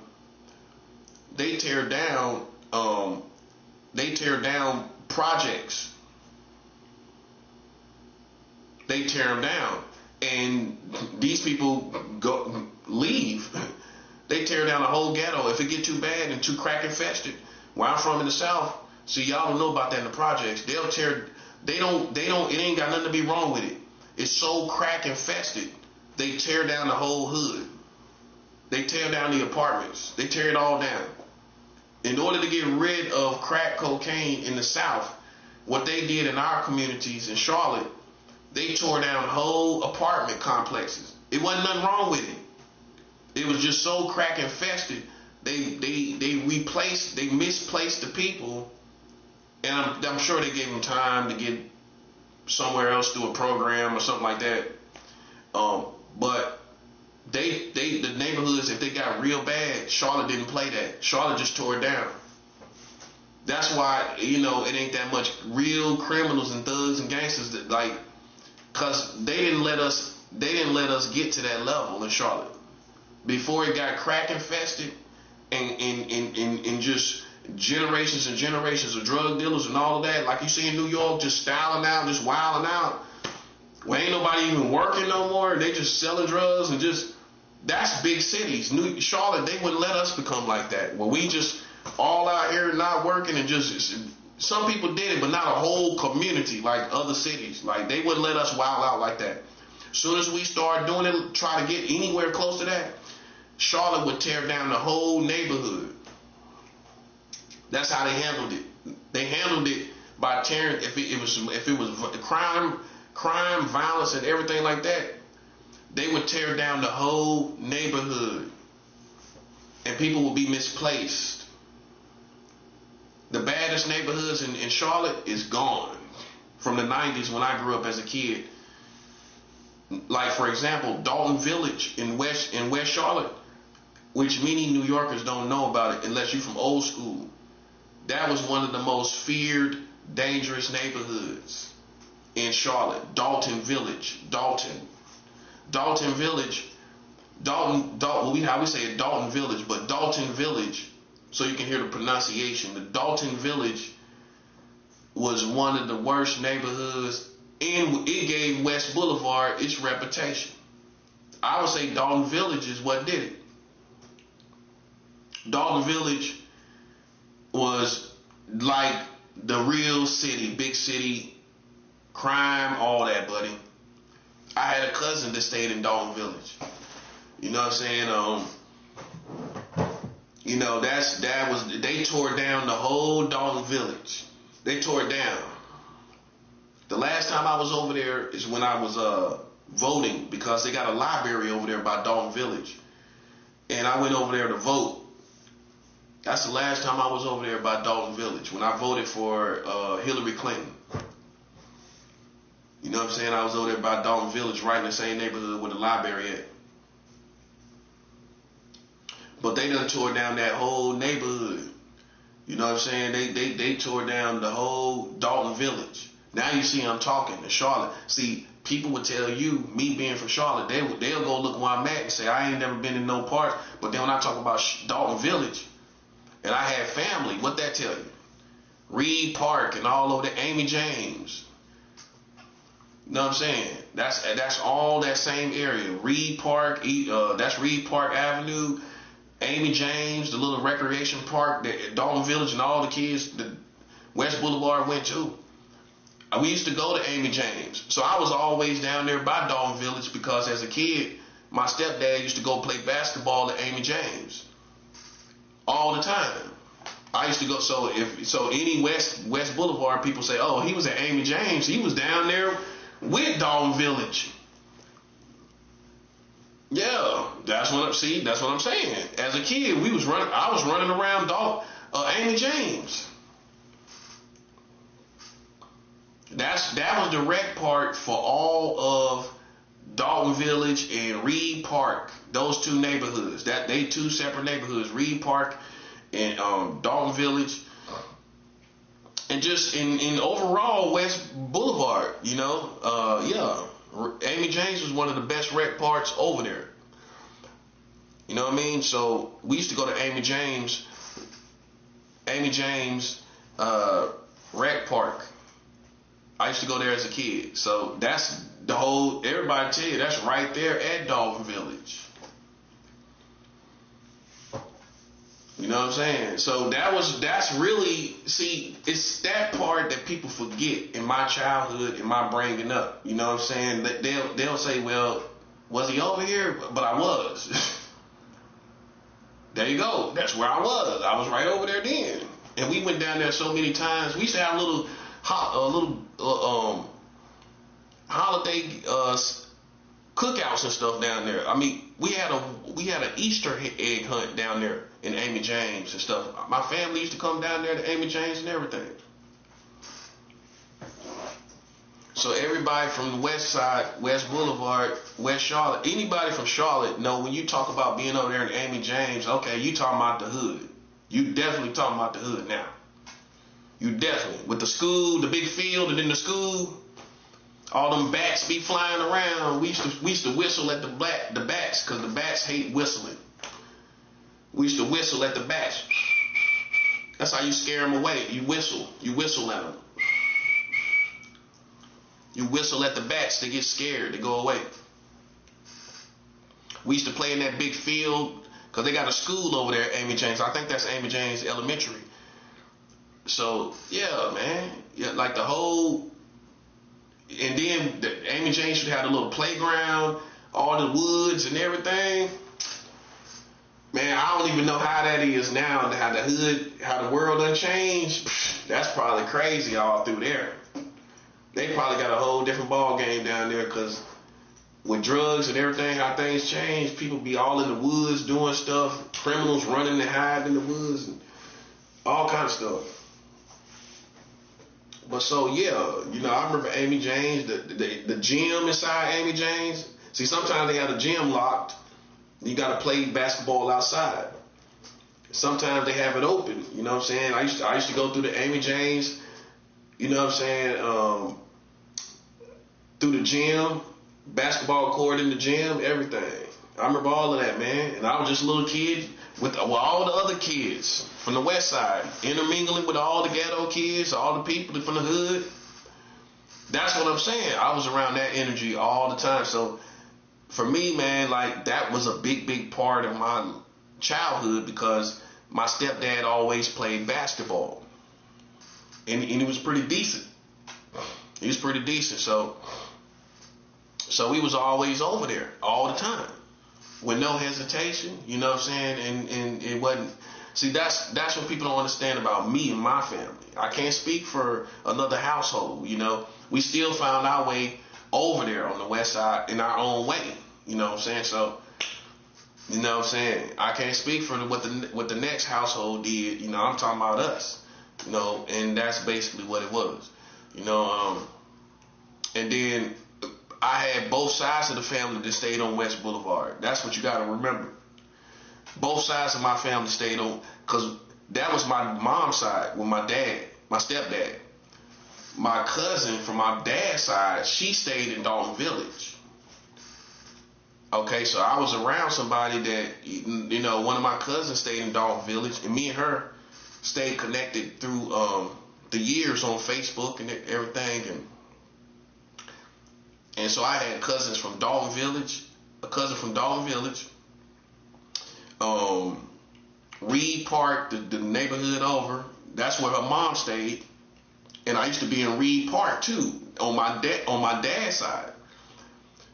So I was that's on my mom's side. They'll tell you, well, he wasn't really in West Boulevard, but they ain't know that I was going over there with my dad's side in Reed Park.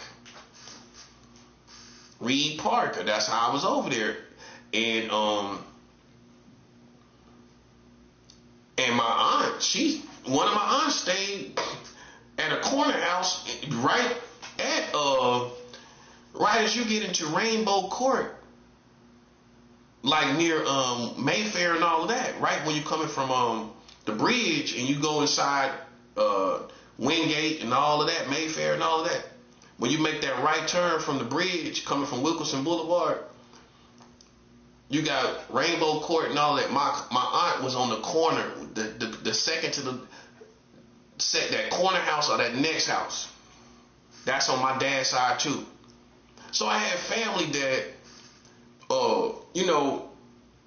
that was on both sides of the family. So if you ask my mom's side, they ain't gonna know about all my dad's side. That was my cousin stayed in Dalton Village, which was a harder neighborhood than the people in my mom's side that lived in West Boulevard. Actually, on my dad's side, I had a cousin that stayed in a harder neighborhood than the other people, which is Dalton Village. Dalton Village was harder than all them other neighborhoods, hands down. It wasn't even close. And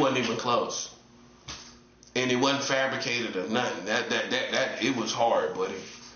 You know what I'm saying? It's just the stories and everything all the time, how it came up. You know, but as a little kid, you just hear the stories. You know what I'm saying? So basically, like I said, I had a cousin that stayed over there in Dalton Village. You know what I'm saying? Did we go over there really to her house? Not really. It wasn't no reason to. She stayed in an apartment. But I was always in Reed Park at her mom's house, which was a set over. Like a set. Like two sets. A set over was Reed Park right there. So basically, that's the same community. Reed Park, anybody know Charlotte, is Dalton Village and Reed Park is one community. That's gotta be one community. They share the same corner stores, everything. If you go over there right now, they share the same corner stores and everything. Dalton Village go to the same corner stores. Reed Park go to the same corner. It's the same community. It's like 10 minutes walking distance. Reed Park basically is 10 minutes walking distance from like, it's right there. It's like a street over, basically. In essence, it's basically a block over. In New York, it's like 2 blocks down. It's the same hood. It's the same community. And if you can imagine, the drugs, the weed, all of that, they're going to share all the same. They're going to go down there to Dalton Village, and Dalton Village is going to come to Reed Park. It's been they probably, if you know the streets, that's all that's going on. You know what I'm saying? So, So I was over there in Reed Park, which is basically the same community. Amy James was the rec part for Dalton Village and all of that. You know what I'm saying? So I'm just letting you know that it was people that outside of my mom's side that that was still connecting me to West Boulevard, or that I seen West Boulevard people, which my cousin from Dalton Village, that was the hardest neighborhood. So she was from Dalton Village. She stayed in Dalton Village by herself. You know what I'm saying? And so man. So and I've been down. We went through there, but it wasn't no reason. I was so young. I probably went down to Dalton Village more times than I realized. You know what I'm saying? You know how it is when you're young. But I definitely remember going to Amy James, you know what I'm saying? Reed Park, you know what I'm saying? Reed Park Avenue, the street over from a neighborhood over. But it just, to you, from New Yorkers or people from different cities, you're gonna look at it like a street over, basically. That's how Reed Park and Dalton Village is, close to each other. So see, they didn't know I was going over there in Reed Park, hanging with my cousins over there. I was over there at times and everything. And you know, that's how it was. You know, I was over there on West Boulevard for different reasons. For example, when I turned 17, I was over there in Reed Park looking for a gun for my birthday. You know what I'm saying? Getting money. I had money for my birthday. I went around West Boulevard over there in Reed Park looking for a gun for my birthday. You know what I'm saying? Using my birthday money to get a gun, I wind up getting some crack and some weed, you know, some crack to sell and some weed, because he only had a shotgun. But I can remember being 17 years old, right there at Reed Park. You know, right there riding down Reed Park with my cousin, going to see if I can get a gun. You know what I'm saying? I wanted me a gun. He was gonna sell it to me for the money I had, but it was a shotgun. And I wanted something I could tote around. You know what I'm saying? I'm 17. I don't want no shotgun. I want a pistol. You know what I'm saying? And so that's really my last time, my last activity. I could say I was over there on my own and by Reed Park and Dalton Village. That's the hardest part of West Boulevard, I'm telling you. I think consistently Dalton Village was the worst. You know what I'm saying? And I had family over there in that neighborhood. My Aunt Barbara, you know what I'm saying, and her kids was over there. Me and my Aunt Barbara was always cool, and she stayed in West Boulevard for a long time. So, you know, me and her ongoing story, my Aunt Barbara that stayed over there, she liked Sade and I like Sade. So she had my Sade album. I let her borrow it and she still had it. I came to her shop. She used to sell stuff on Wilkinson Boulevard. So I came to her shop. Sure enough, she had my Sade CD. She said, "Look what I got." She still had my Sade CD. That's how cool me and her were. She had it with her. So, you know what I'm saying, I just let her keep it, you know what I'm saying? My Sade CD, you know what I'm saying? So, you know, that's the story me and my aunt from the West Boulevard got. You know, we both like Sade, so, you know. So that's basically what it is, man. You know, so you know, that gives you an idea. I was over there with somebody. I interacted with West Boulevard people all the time and all of that, man. And you know, and so that's what you don't know. You know what I'm saying? Now you know. And now and everybody can't say that. That's just how the cards fell for me. You know what I'm saying? That's just what it was. I was close to that family, very close to my family on West Boulevard. You know, on both sides of my family, and that's just basically what it was. That's why we definitely West Side minded people, West Charlotte minded people. I am, you know what I'm saying? Because that's all I was around. More consistent. And my grandmother stayed still on Wilkinson, so that's still considered the West Charlotte. You know, so that's my grandmother, and my dad. He stayed on the south side. He stayed on the south side, you know what I'm saying? And that was just kind of a little but it was kind of close to West Charlotte, kind of. South, and that part of South, because he was on Clanton Road, so that's right there. He lived off of Clanton, more going towards Queens Park, which was the movie for the West Side anyway. So, you know, my dad kind of stayed in the same community of Queens Park, the movie theater. See, that's gone in Charlotte. People don't know about Queens Park, so as a kid, I went to Queens Park, you know what I'm saying? Something that a lot of Charlotteans don't know about. You probably heard about Queens Park, but Queens Park was a movie theater in Charlotte, you know what I'm saying? That was basically off the south side, going into the south side, off the west side. So basically the west side was over there, you know what I mean? And I can remember going to Queens Park as a kid. You know what I'm saying? That tells you something right there. That tells you how far I go back and everything. So, you know, yeah. I think we went to see Boys in the Hood. I was like 11 years old when we went to see Boys in the Hood in Queens Park. You know what I'm saying? Yeah, it was Queens Park when we went to. I really don't remember what movie we went to after Queens Park. I don't remember. Yeah, we went. Everybody in Charlotte started going to the AMC on South Boulevard. We was forced to because Queens Park was gone, and it wasn't too far from AMC. It's a little bit distance from Queens Park, but not too much. It's still South Side. So with that being said, most people on our side of town went from Queens Park to AMC on South Boulevard, going into Pineville. That's where everybody started going.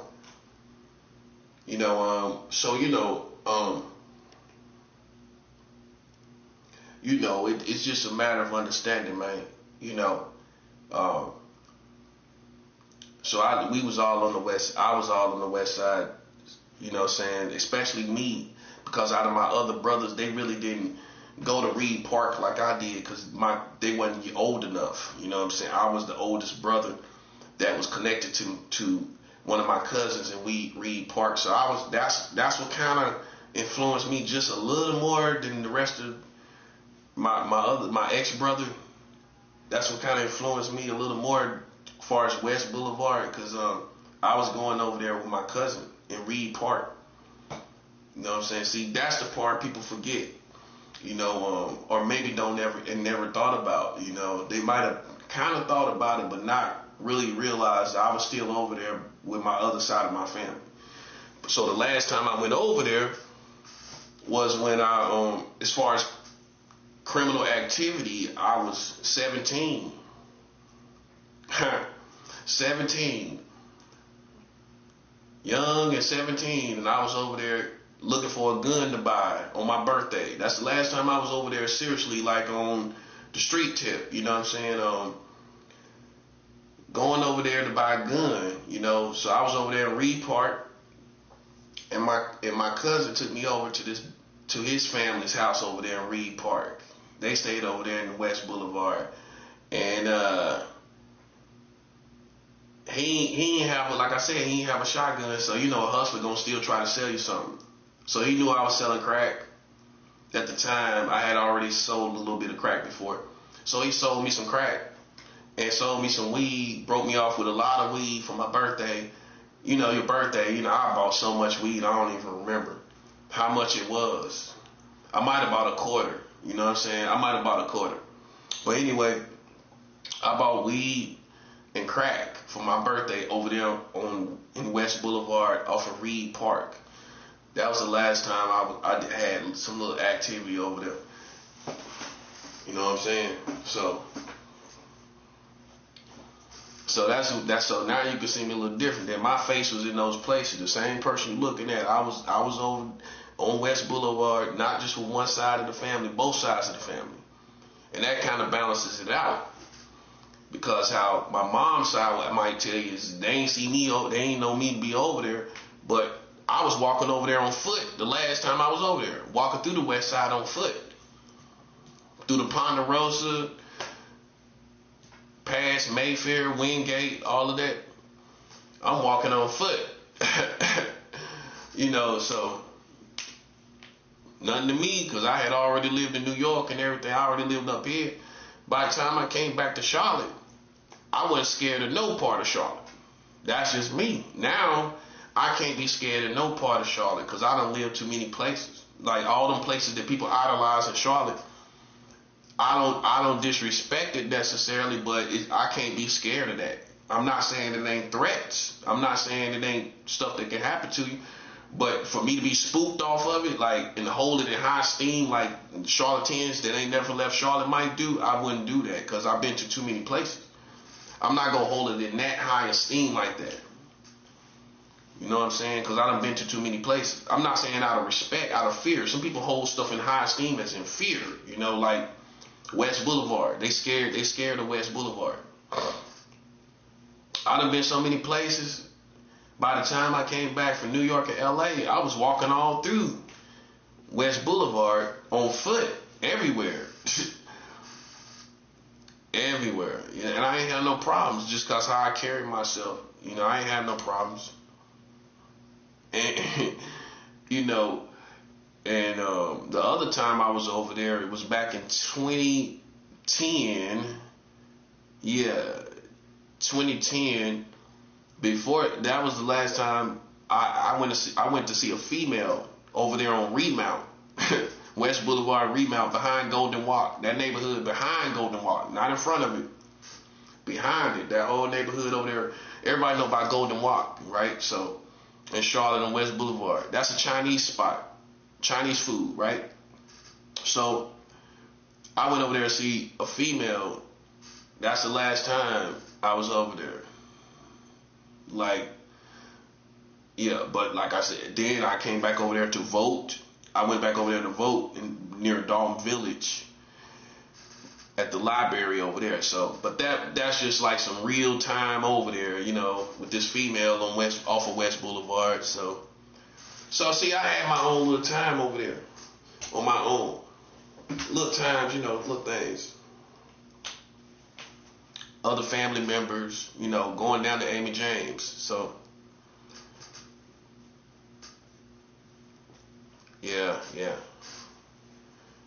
So as you can understand, I was used to bouncing off of people from West Charlotte. That's why if you pay attention, if you really pay attention, I'm influenced by West Charlotte. That's for sure. And it's a little more dangerous than other parts of Charlotte. I think North Charlotte got the most crime, but West Charlotte is a little more dangerous. But crime for crime and thefts and robberies, and North Charlotte got that all day. It's like comparing New York with LA. New York got the most crime, all these robberies, all this stuff, shysters and all boosters and all kinds of stuff. But LA, man for man, is more dangerous than man for man in New York. Man for man in New York is not as dangerous as man for man in Los Angeles. It's just not. It's never going to be that dangerous. New York ain't going to be man for man on ground level as dangerous as LA is on ground level from man to man. For meaning people you interact with from person to person, they're going to be more dangerous in Los Angeles than as opposed to New York. You're going to meet bums, and that's real. You're going to meet bums and losers and all kinds of stuff. People done came here to try to live here, broken dreams. It's a city where people try to come here, to pursue their dreams. That's one thing. So you find all them type of characters and everything, then you just find just people on the streets, bums, So with that being said, man, that's the same thing comparing North Charlotte to West Charlotte. West Charlotte is man for man is more dangerous, And I got robbed when I was a kid. When I was like 15 years old, I got robbed. I got robbed twice by the time I was 16 in West Charlotte. One time at gunpoint, the first time by two Mexicans. You know what I'm saying? Two Mexicans. I was trying to take them to go get some crack. And they put a knife to my neck and came up behind me because we was walking down a dark road. I'm taking them to go get some crack or whatever. Right. And one of them came up behind me with a box cutter or something like that and put it to my neck and said, "You don't want to die, give it up." So that's the first time I was in a situation like they were serious. Took off my shoes, searched me, everything.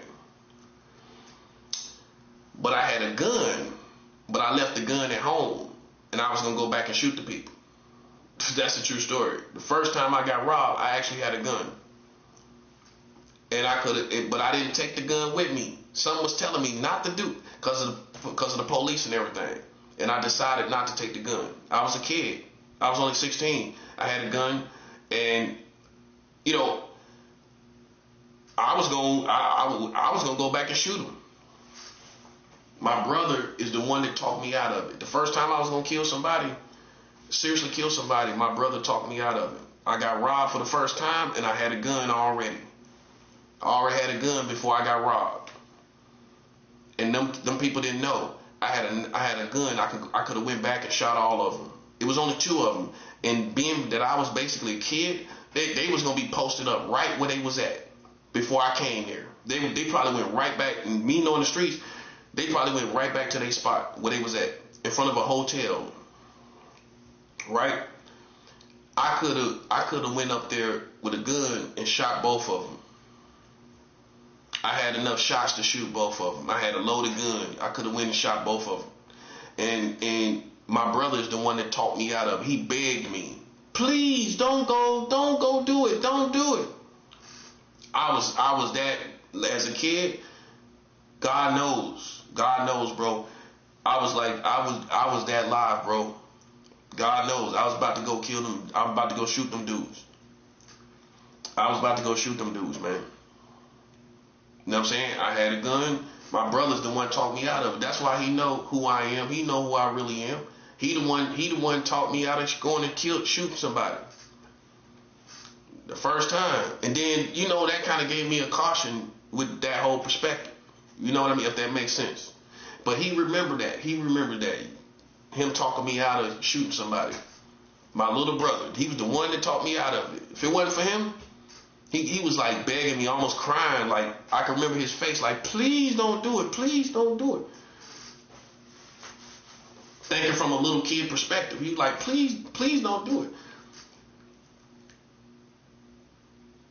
And I had a gun. I could have easily. See, you never know even the kids, you never know who you're playing with. See, I was a kid. They probably thought these were grown men. They would thought, oh, I'll rough this little kid up and take what they got. Little did you know, I had a gun, a loaded gun, fully loaded. I could have went back and shot each one of them and been one of them little kids that's locked up at a young, them little young dudes. That would have been me, man. Eventually. If I would have stayed in the streets, I would have been one of them young dudes, did a lot of time in prison. Come out about in their 20s and 30s. That would have been me. I know, because how my mindset was. I ain't have a chill. You know what I'm saying? I didn't have a chill. Which means if I had a problem with somebody, I want to shoot you. That's all I'm thinking. I didn't have a chill. It just, from conflict means I'm going to shoot you. If you've been like that as a kid, maybe you don't know. But I was like that. It wasn't no fighting no more. Fighting stopped when you got the gun. Ask some of these real dudes. Fighting stopped when you got a gun, right? Even though you still could fight, fighting stopped. It just stopped. I stopped thinking about it. I got robbed. I wanted to go shoot somebody. And God knows that's what I was going to do. I was going to go out there. I had a gun. It was real. It happened for real. I got robbed for real. And so why wouldn't I be for real? I had a gun and they didn't know. I was going to go back. God is my witness, man. My brother's the one that talked me out of it. That's why he know in his heart of heart, man. That's why he know in his heart of heart. He already know who I am, man. He already know what I'm about, man. I've been like that since I was 16, bro. He knows that, man. That's what I'm saying. He know that. He seen it firsthand, bro. He seen me get robbed. My brother was there. Both times I got robbed in my life, my brother was there. That's how I kind of got caught slipping, being with a little kid, little boy kind of. But he was out there with me, you know what I mean? And he seen me get robbed twice in front of him. And so the first time I got robbed, I had never experienced that. So it was more traumatic, you know? And I had a gun. I was definitely going to go back. The second time I got robbed at gunpoint. And the dudes took some weed off of me. I had 2 quarters of weed. That was going to be a good day. I had 2 quarters of weed. I got robbed at gunpoint in broad daylight. Broad daylight. Not the sun going down. 2, 3 o'clock in the afternoon. I had 2 quarters of weed, man. Fat sacks of weed. Big fat quarters of weed, man. Nothing but bud, all bud, no shake or nothing. Shake is when it's broke up. That's what we used to call shake. You know what I'm saying? We always stayed away from shake because people can lace shake. You know, they can put a little something in it.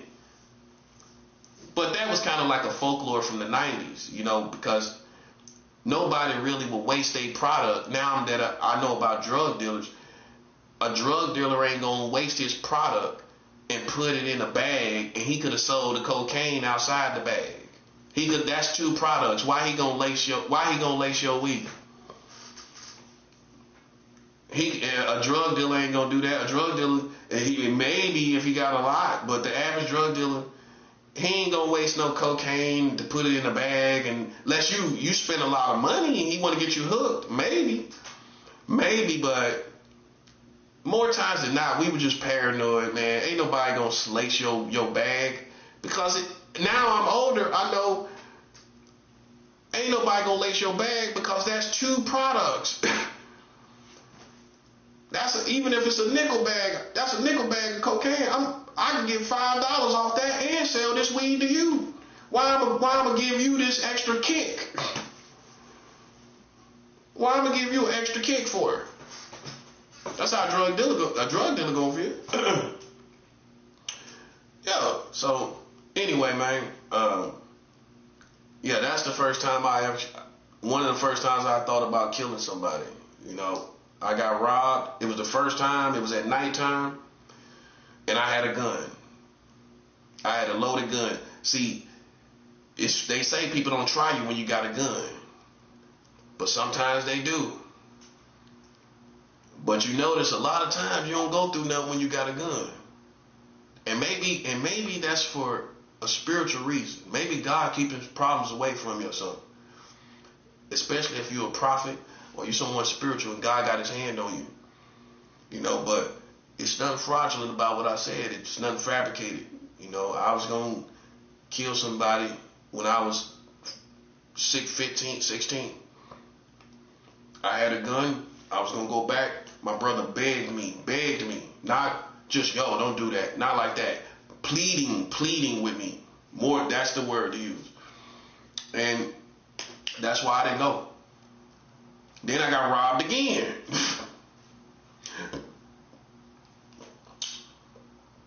And that time I made a call to the West Boulevard and to my cousin, got him on the phone and told him what it was.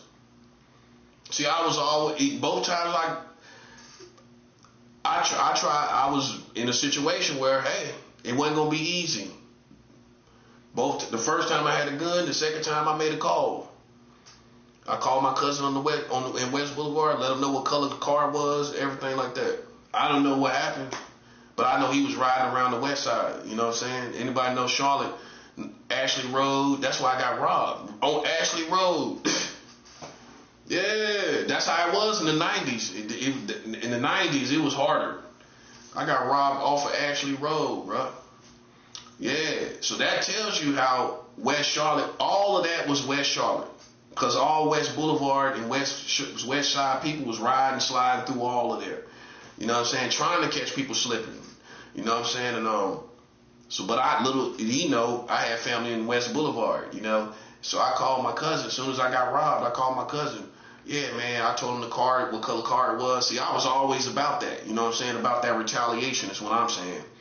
I was there every time. The first time, I was going to shoot, you could go down there with a gun. Second time, I called my cousin, got on the phone. I didn't sit there and let it go and just I got on the phone. That's the type of dude I was. That was a kid. I was a kid, 16 years old, getting on the phone.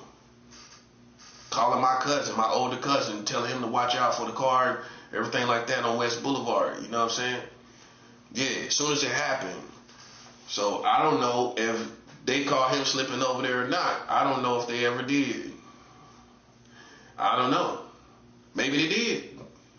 Because he was sliding around like that. One of them type of dude, drifting around, riding around.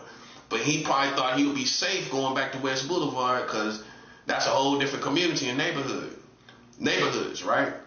So he could have been slipping over there. The way he was riding around doing stuff like that, it wouldn't have surprised me if he went back over there on West Boulevard from Ashley Road, you know, sliding around, running around.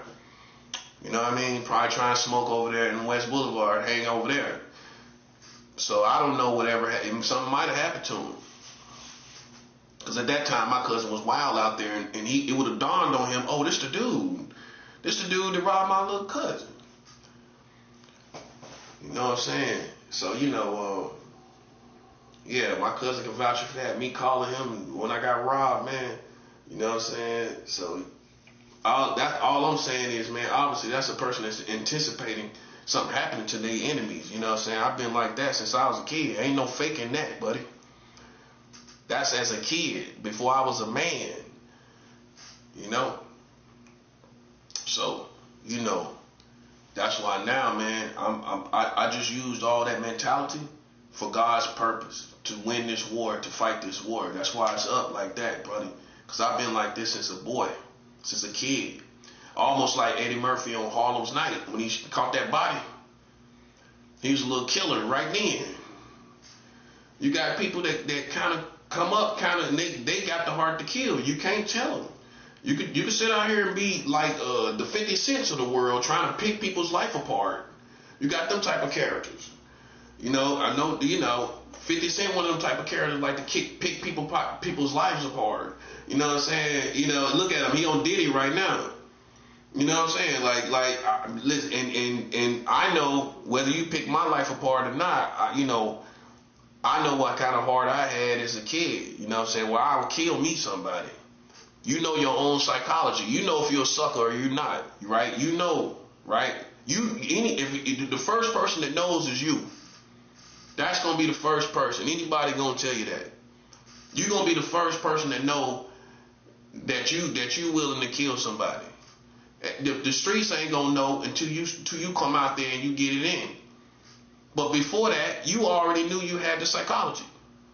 Before you posed a threat or you thought about things and thought about doing things, you already knew your mentality. You already knew when it was going a certain way, when you became dangerous. You became a little more darker. That's how I put it. You know when you became more darker. You can remember the time when you was darker. You know what I'm saying? Now, for me, I just use that for God's glory. Meaning I just refined myself and I became a soldier for God. And I utilized it for God. See, that's why I tell these little witchcraft people, I was way harder than you as a kid. You wasn't even harder than, man, I was way darker than you as a teenager, man. I was way darker than you. And that's what you don't know. You will never know. You didn't see it and you won't see it. I'm not like I used to be. I was more about just not fighting people, catching body. If I have, the mindset to kill somebody is what I'm saying. My mindset is not to fight somebody, to kill somebody. If that's my mind, that was my mindset, and I know that. Okay, it's nothing to be necessarily proud of, but how can I talk about me in my life without kind of interjecting these type of things here and there? See what I'm saying? That's how you know it's real, because a person keeps referencing back to this mentality. If it was fake, I wouldn't be on it like that. No, pay attention. If I was fake, you kind of, especially as a Christian, you kind of slide off that. Talk about street stuff. You ain't gonna go back into it. Not really. Think about it. If this person ain't really trying to be a street person, and you can tell I'm not, I'm a Christian. But I'm telling you what happened along the way. I don't even care about trying to be I'm not trying to be a street person. I'm a Christian now. So for me to go back into these mentalities, how could you even think that's fake? How could you? You know what I'm saying? Because I don't really want to talk about it, really. But it's hard not to. You know what I mean? Anybody know what I'm talking about, man? It's kind of hard not to. If this is what consists of your life and how you used to think and everything, and you kind of trying to, I don't know, how you talking about life, you're going to reference to your life. That's how it happens. You're going to reference to certain things. Was I selling weight? No. I had more of the mentality to kill. That's what I had. And I know that for sure. And it was people that My cousin that was a bona fide felon, he locked up right now. I done sent the kite to prison since I've been in this room. I done sent the letter to prison since I've been in here. That's what I'm saying. I'm 100, bro. Why I'm telling you, some of these dudes, you know what I mean? This dude been locked up over 10 years. I'm sending him I'm sending a letter to prison since I've been in this room right here. And this is a person I did felonies with. You know what I'm saying? That's just too credible, bro. Let's put it like this. I got just enough reputation and acknowledgement to be taken seriously. I put it like that. Just enough to be taken seriously. Now, if you go listen to somebody else, you're going to be led astray. But the bottom line is I got just enough to be taken seriously. I put it like that. Okay, so, my cousin that's been in prison for over, 13 years. He's been in prison since November 2012. That's 13 years. I sent him a letter, you know what I'm saying, since I've been here in this room. I sent him a letter since I've been here in this room. You know what I'm saying? And he called me crazy. That's my point. This dude called me crazy because he remembered my mentality. People remember your mentality. You know what I'm saying? And me and him, we did some felonies. We did some felonies together. You know what I'm saying? And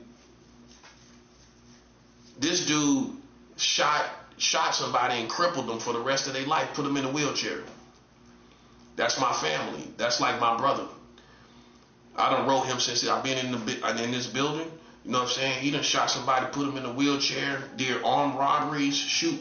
His whole thing was he robbed people and shoot them. You know what I'm saying? He shot some dudes, put him in a wheelchair, everything for the rest of his life. Me and him broke in the house and stole guns together. Me and him broke in the house. We would have both got felony charges. You know what I'm saying? And so me and him did felonies together. And yeah.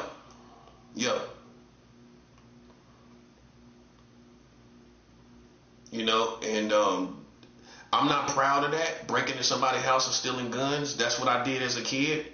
See, that's what the kind of stories you expect to hear. That's what you expect to hear. Breaking into somebody's house, stealing guns, that's dangerous. That's dangerous as it gets. You getting loaded guns and breaking, and you a kid, I don't have nothing else to prove. If you can't see what that means, I mean, you got to be a blind bat. You got to be blind as a bat, buddy. And for you to analyze that is a clown. You gonna form me into who you want me to be? And tell me what it is? And tell me what that means? I tell you what it means. I show you what it means. I show you what it means today. I tell you and show you what it means today, buddy. You don't define who I am. The fact that I got balls to come to New York and get my respect and live through Brooklyn, that's building on who I was as a kid. That shows you, buddy. From a little kid breaking in the house, doing a felony, stealing guns, to coming to New York. That's what you need to hear. That's what you want to hear. On the streets of New York and everything. Going to LA, they can't stand it, bro. It's just, they can't stand it. It's too much credibility, like Pac. I'm from state to state. They can't stand it. I shine. That's what it is. You know what I'm saying? You moved around till people know you in Los Angeles. Now, as a grown man, I've been in Los Angeles. I grew up into this same bold guy. I went out here and proved. If you pay attention, I had the heart to do all these things. Now, you can listen to these white folks, but I'm doing it as a black man. How he gonna put a white man's interpretation on what I'm doing? That part. How he gonna put a white man, like he gonna tell you I was a bum? Something to that degree. He gonna tell you I'm a drifter. Oh yeah, that's it right there. A drifter, right? A drifter. I'm a drifter. That's what a white boy gonna tell you. What you think now listening to me? I'm a young black man that had heart and built on who I was from the time I was a kid. I got more heart from coming to these places. That's who I became. In a summary, good summary right there, right? Right. Nothing else added to it. No fabrication. I got more heart coming through these different places. I built on who I was from a kid, getting more heart, starting out doing felonies when I was just a kid. That's all I'm saying. I could have been a felon at 16. That's breaking into a house. That ain't no misdemeanor. And stealing guns and breaking into a house, you ain't gonna get no misdemeanor charges out of that. That's felonies all day. That's all I'm saying, man. That's why I have to separate myself from like these gay crowd dudes that you ain't got none of that stuff I just talked about. If you do come from Charlotte, you ain't got none of that I talked about. Ain't no need for me and you to be compared, and that's what I'm talking about. You don't need to compare yourself to me. You know what I'm saying? I'm on my own. I stand on and I salute myself. I salute myself because I stood on my own through all this stuff. You know what I'm saying? Nobody stood with me. I stood on my own. Now that I'm winning, people gonna jock you. That's what come with the territory. Now people gonna jock you because you won. You know what I'm saying? That's part of it. That's part of it. You know what I'm saying? But I don't pay that no attention, man, because I know that, you sat back and was spectating like ignorant people do. You sat back and spectate on the whole situation. You sat back and spectated, and then when I start winning, just like a fan, you gonna act like you on my side. You insult my intelligence, man. Come on. You insult my intelligence. I had the heart to come to New York. I had the heart to come to LA when some of y'all New Yorkers are scared to go to LA, and that's all I'm saying. You're scared to go to LA. On ground level, you'll go there to go to a hotel. Yeah, you'll do that. You'll go straight to a hotel, straight from the airport to a hotel on the good side of town. You done looked it up and found a hotel on the good side of town. That's all you gonna do. And then say you went to LA like you was in the streets and you wasn't. I was on the streets of LA, sleeping on the streets of LA, buddy. Okay, you gotta respect it. Now a white man gonna tell you a whole different interpretation of all that I did. A black man gonna see it from a whole different interpretation because we come from two different worlds. You can't doubt me, doubt yourself, sucker. Don't doubt me, doubt yourself. When I done told you I've been through Los Angeles and you ain't gonna do it. That's the real world. That's why I'm always talking about the real world. Because I done lived in it. Some of y'all get so stuck here in New York, man, you get into a cartoon world, man. You need to leave town. You need to leave state. Wake up your mind. Make you walk right. Make you hold your head right. You go to LA, they ain't showing no love until you act right. You get comfortable over here, as a bum in New York, you can lay up like a bum. LA gonna shake you up a little bit. You ain't gonna be walking around, listen, even on the street level, you gonna be walking around with your head up, buddy. Showing respect. Because even on the streets of LA, listen, what they don't tell you about Skid Row is young thugs is down there. Hustlers and everything. They leave that part out in the videos. These dudes that do the videos of Skid Row in LA, I'm telling you the part, anywhere that's on the video gonna leave something out. Anybody gonna tell you that. Whatever hood it is, whatever. What they leave out with Skid Row that I seen is this young street dudes and hustlers and killers all through Skid Row. That's the part they leave out. They go talk to these people that, got these traumatic stories, and that's understandable. I mean, you're looking at it more from a homeless perspective instead of a street perspective. You ain't talking to the hustlers and all that. I seen people doing all kind of stuff. You know what I'm saying?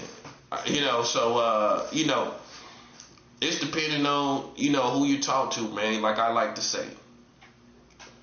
So, with that being said, you can't say I put nobody in jail. Let's clean that up real good. You can't say I ever put nobody in jail or nothing. And when I was in LA, the Mexicans looked out for me. I was in East LA. Some black people can't say they ever slept in East LA. I can say that. I had a friend named Abraham up in East LA. Yeah, looked out for me. I was in East LA with the Mexicans. So then, see, that's why I came straight too far from the Mexicans in LA, because they showed me so much love when I was out there. You know what I'm saying? That's just, I don't forget nothing. You know what I'm saying? And that's why I'm connected to a church out in East LA right now. I just sent money out there to a church, East LA church called New Hope Ministries. It's out. It's for the East LA community.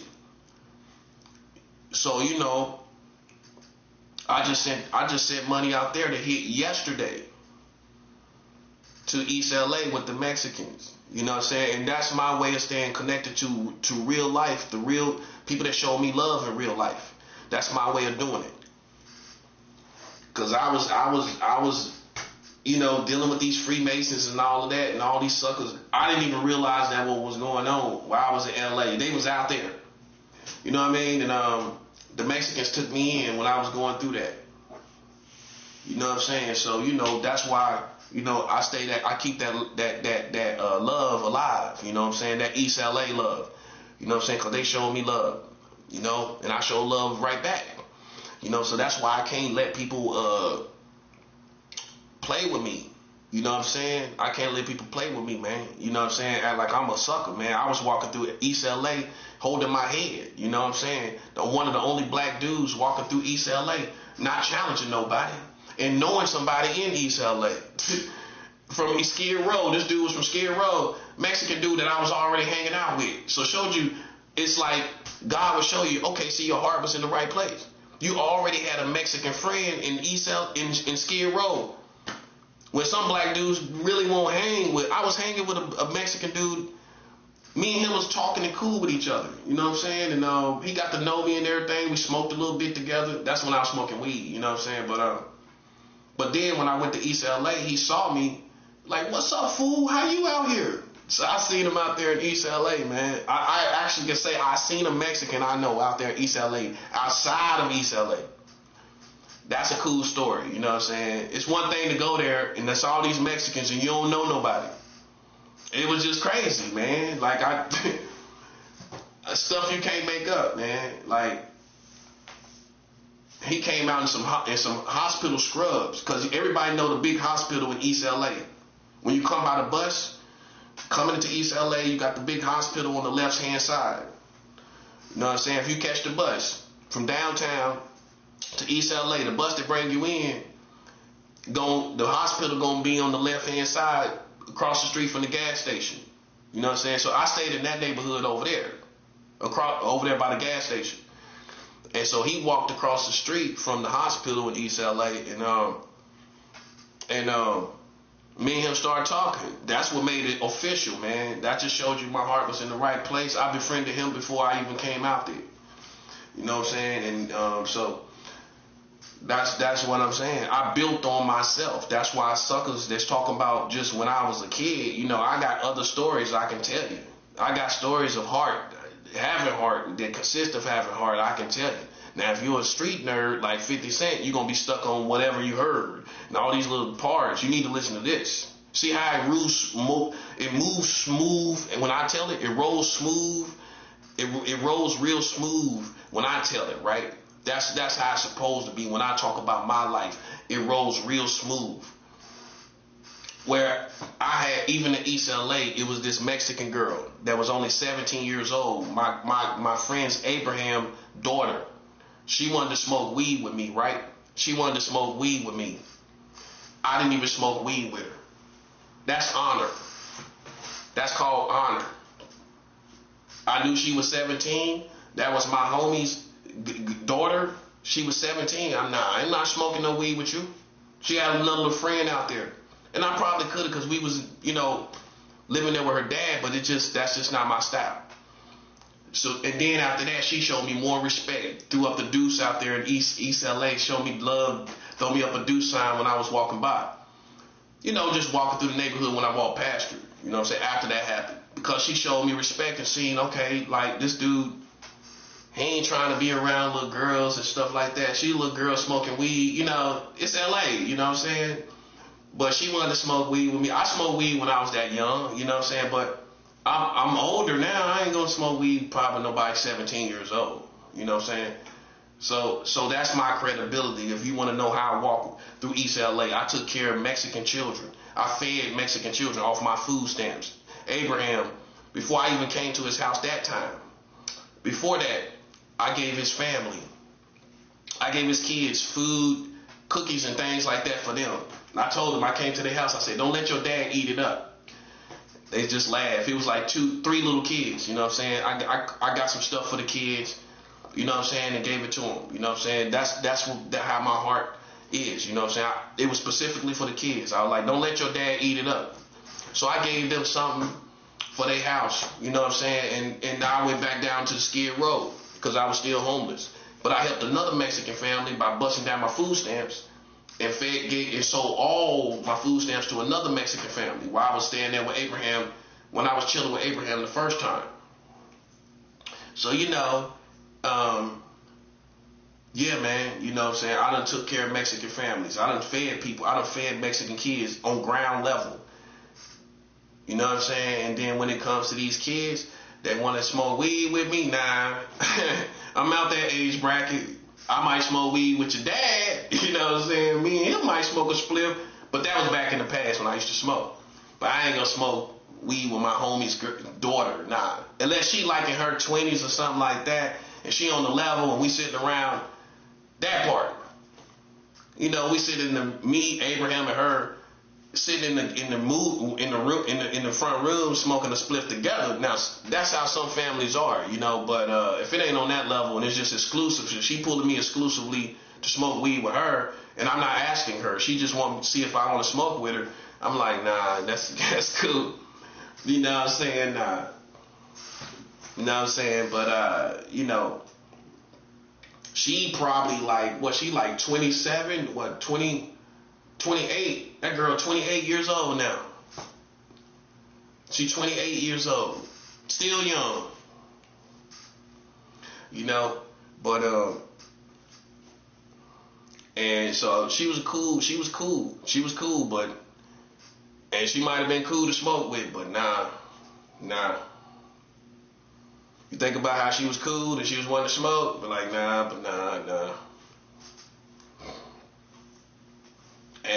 And so that's how I got her respect. She saluted me after that, you know what I'm saying? So I can show you how I passed all kind of tests that some dudes gonna smoke the whole spliff with her. Yeah, let me get that. You know what I'm saying? Nah, that's in LA, you know what I'm saying? So that's why I got honor. I got stories of honor that you don't know about.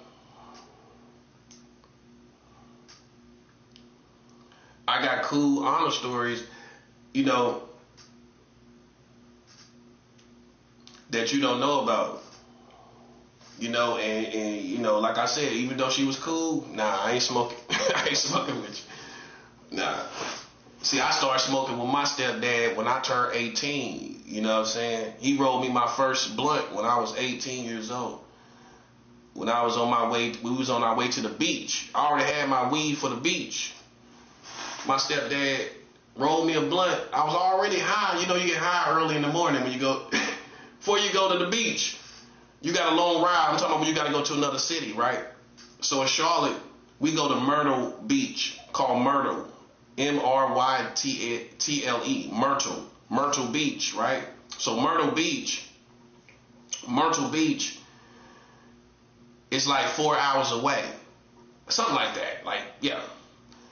So you smoke weed before I used to smoke weed before I went to the beach. So I'm sitting there in my room, high, just, you know, chilling. I done put my stuff in the car, high. I'm already high. Ready for the trip to the beach. And I'm sitting in my room just chilling. And my stepdad coming there for the first time rolled me he had a fully rolled blunt, crisp. Rolled it perfectly, man. Gave me a blunt to the face. I'm like, oh man, thank you, man. I'm high. Then when it happened, I was high. I was like, man. Thank you. So that's when me and my stepdad, he waited till I was 18, you know what I'm saying? That's when he gave me my first blunt, man. You know what I'm saying? Then we smoked. Once we got down to the beach, we smoked together for the first time. I had weed, he had weed. See, I already had my own, but he didn't want to smoke it. Cause I'm a little street dude. He probably thinking, where he got that from? Like, I don't know, but he didn't want to smoke my weed. I was like, hey, I got some weed. Like, you know how you match people. But my stepdad was like, nah, you know. So we smoked together. That was the first time we smoked together. I'll never forget that. Like, it's just stuff that happens in the past, you know, in your life. You ain't gonna ever forget it, you know. You know, so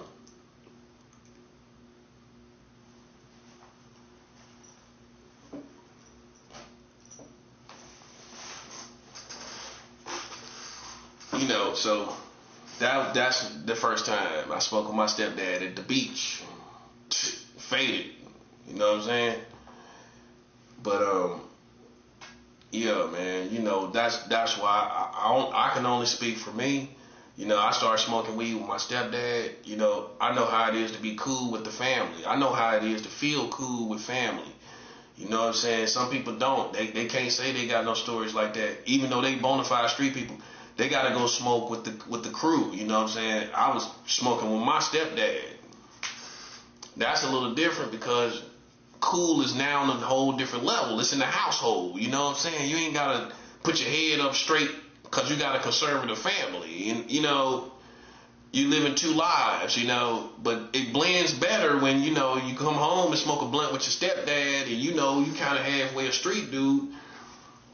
Now you can come home, smoke weed with your stepdad, smoke in the house. I started smoking in the house when I was about maybe late 15, early 16. I started smoking weed, Black and Milds in the house with no problem. My mom didn't say nothing. There was no resistance. You know what I'm saying? I started smoking Black and Milds while I watched TV, smoking black like a grown man in my room, smoking Black and Milds, smoking weed. My cousins come over, we smoke weed in the house. See, I was that cool in my family. You feel me? Like, I didn't have like how. That's why I trip off people who act like I'm lame. Like, I've been cool as they come. I was smoking weed in my house. My cousins come over, we smoke weed in my room. My mom ain't saying nothing about it. You know what I'm saying? So when you grow up that cool like that, I mean, you define what cool is because you ain't getting no hindrance. You know what I mean? And dudes that get hindered, you know, your family was conservative, and you really had no real platform to grow as a cool person. Because the only time you was being cool was when you was going out with the dudes on the block, and you couldn't live like that. You know what I mean? You had to come back home to a conservative family. So you got street dudes like that. They bona fide street dudes, but they didn't really grow in being cool like we did. Like my mom, I could smoke weed in the house. I was smoking Black and Milds in the house. That's how I started first. Black and Milds, smoking Black and Milds. You know what I'm saying? And I started smoking weed in my house, in my room, like it wasn't nothing. My family come over for holidays. We smoke weed in my room. Then when I got in my older years, I started smoking weed with my stepdad in the car. Me and him would listen to music, smoke weed in the car. Just what it was. You know what I'm saying? It's nothing to it. You know, we ain't gonna act crazy. I ain't never get high and do nothing crazy. You know, so I'm just used to being cool with the family, smoking weed with the family and stuff like that. So that's how it was for me, you know. So it's different when you've been that cool, and a lot of white boys they don't come from that, you know what I'm saying? So that's why I'm not gonna relate to you. Me and you ain't gonna relate to each other. So when you try to size me up, you don't really know I'm cool as a fan, bro. I'm cool as they come. You can't see me, bro. Like I used to smoke weed in my house. You know, I used to sleep with a gun under my mattress. You know what I'm saying? You're not me. You're not gonna ever be like that. You don't have that story. And a lot of you conservative people, a lot of you white conservative people and Freemasons and all of that, you came from a conservative family. So I didn't. I grew up smoking in my house. I grew up smoking weed in my mama's house. Okay? That's how I grew up. You didn't grow up like that. You know, you didn't grow up like I did. So for me and you, we're two different people. How I gauge cool and you being cool, my cool and your cool is two different cools, buddy. My cool is in the house cool. When I was cool in the house, you was never that cool like that. You wasn't like that. No, you wasn't like that. You the type of white boys out there with the police, they just started smoking spliffs and getting on the level that we was on when we was kids. Now these white boys that work the police and all of these white boys, now you getting on the level that we been on as black people. We was like that when we was 16, 15. I was smoking weed when I was 14. You know what I'm saying? The level, you know, now you understand why we do it. I used to do it. You listen to the music, smoke weed, it's a whole different lane, right? Okay, we been like that for decades as far as black people. We was more consistently like that. Y'all just now with the dispensaries, now you got these little white boys that's in these secret societies and these white girls in these secret societies. You smoke a spliff and you think you in our lane, man. We been like that. We smoked weed in the house, man, back in the 90s. You know what I'm saying? With one of the best decades of America. Y'all could never compare to that. Y'all don't come from that. Most of you little white boys and Satanists and dark devil worshippers, you don't come from that. Your family was conservative. You know what I'm saying? You couldn't smoke in the house. You couldn't do nothing. You know what I'm saying? So imagine you comparing yourself to me. I'm beyond cool. I just live in it. You know what I'm saying? And black people know what I'm talking about, man. You know, you try to, you smoke a spliff like you a superstar. Like this supposed to mean something great and grand. And we used to run through spliffs in our house. We used to run through blunts in the house. You don't come from that, bro. You don't come from that. That's why, how we know is because who you project yourself to be has no backbone. It doesn't have a backbone. That's why I live. That's why I survive. Because I have a backbone in who I am. I ain't scared of no police. I'm not scared of that. You know what I'm saying? I'm not scared of that as a threat. I'm always ready, man. I'm always ready to die for this. You understand me? That's what I'm saying. You know what I'm saying? I don't live as a sucker. That's why I hate the police. And I hate them for the right reason. You know what I'm saying? I just evolved as a street person that I am. And so now they're trying to blow the horns out there to throw me off. Man, come on, man. You ain't got me under no trance, bro. That's what you thought. That's what you thought. I been come to myself. That's why I beat you. I beat you, buddy. Checkmate. Checkmate. I haven't lost my mind, buddy. That's what you thought. Listen, buddy. I'm cooler than ever, man, because you know what I did? I beat your whole community for playing in my lane, buddy. I'm still that little smooth, cool kid that I was. I'm still that smooth little kid that I was, right?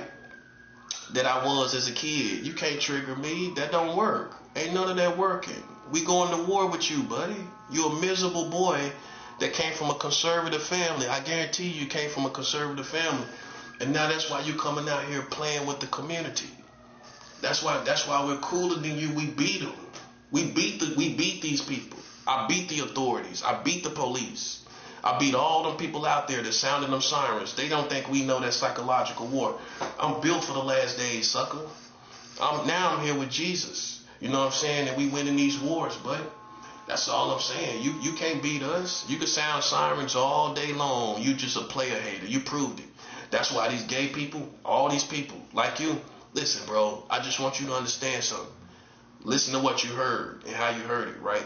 You know you ain't me, buddy. You know you can't see me, bro. You know me and you two different type of dudes, man. Let's keep it 100. From this day forward, let's keep it 100. Me and you two different type of dudes. I don't care what you heard. You understand? And you know that. You know from what you heard. Me and you two type of different dudes. You can't change that narrative. You can't change it. Okay?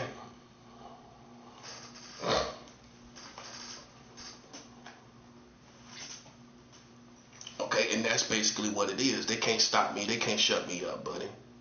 They think they got me on a tightrope. This tells me you think you got me controlled psychologically. You don't. That's what I'm smarter than you thought, right? I mean, I'm not controlled psychologically. No, what you thought that you got food? I'm not. I'm not controlled psychologically, and I'm not a gay boy. You know what I'm saying? I think life is full of experiences, and some people are simple-minded, and they think that that defines you because you're simple-minded. None of the stuff I did defined me, and you're simple-minded. You know what I'm saying? I call it how it looks. You know what I'm saying? I call it how it looks. You know, if you think that people can't do certain things without it defining them, you're not a very bright person. Those things don't define me. What defines me is what you just heard. That's more what defines me. And because it's cool to be those things, when I just was a little troubled kid, you know, I was just a little troubled kid. And so I went through all those things. I went through all those things, right? And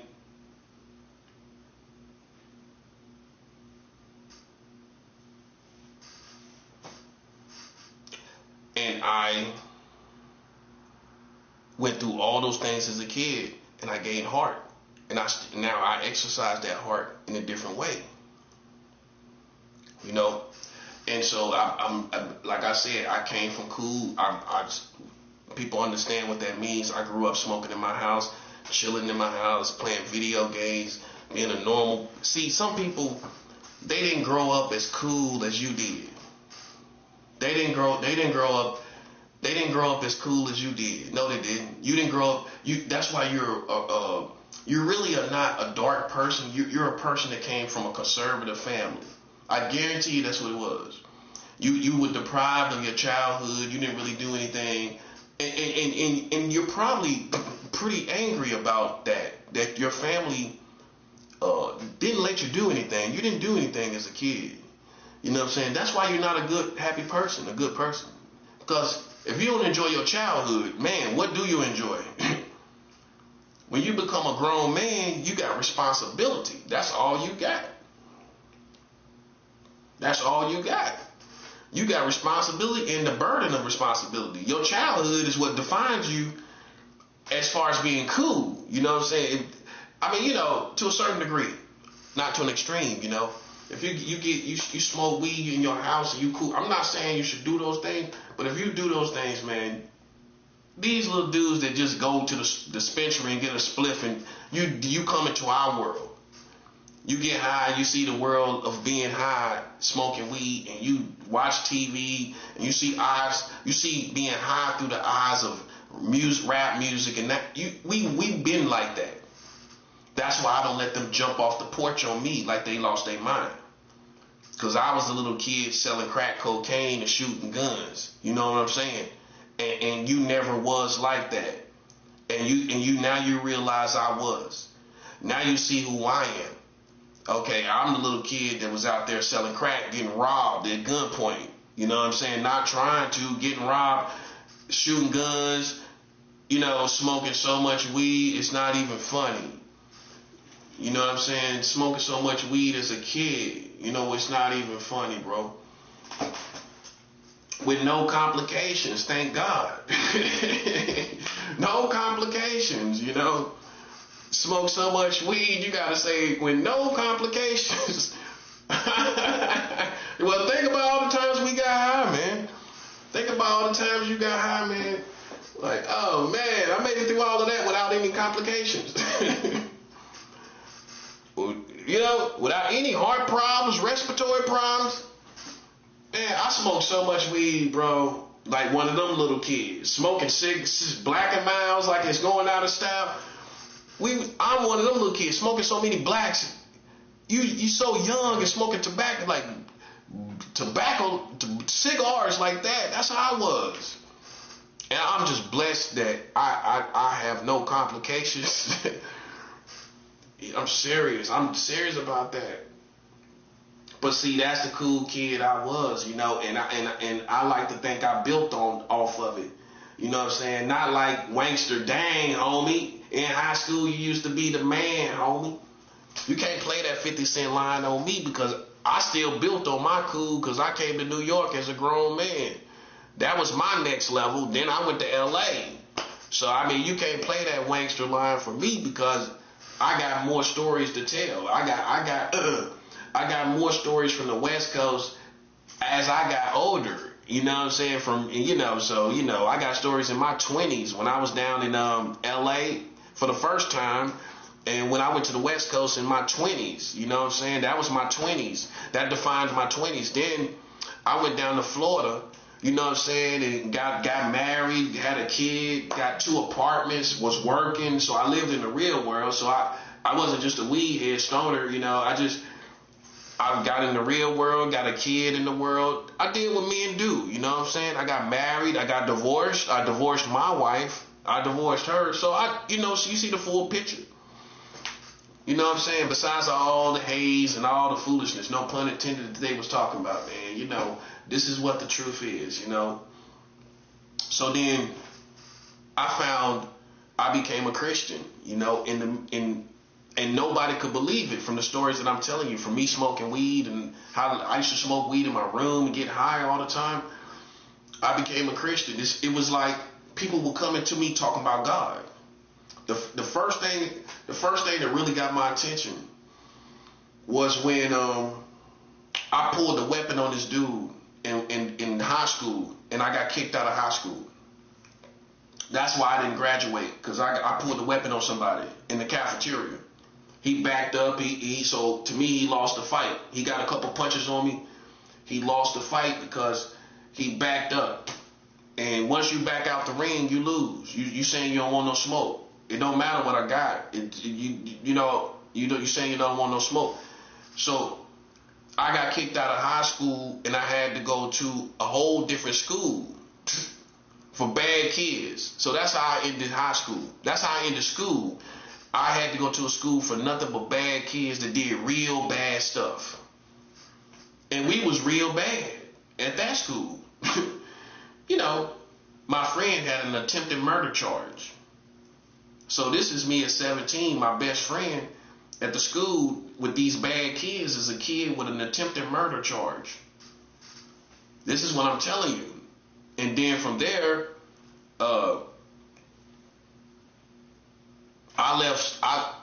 I finished that last year, and I left school from there. I went back and got my GED, and that shows you I still had a mind after all that weed. After all that weed smoking, man, I proved you still can have a brain after smoking weed. Because some people don't think they think you smoked your mind away. But the truth is, it's a herb. How you gonna smoke your mind away with a herb? I'm not saying I agree with it no more. But a herb ain't gonna really do that much damage to your mind. Now, chemicals is a whole different thing. But I smoked so much weed, people thought I smoked my mind away. I was one of them kids.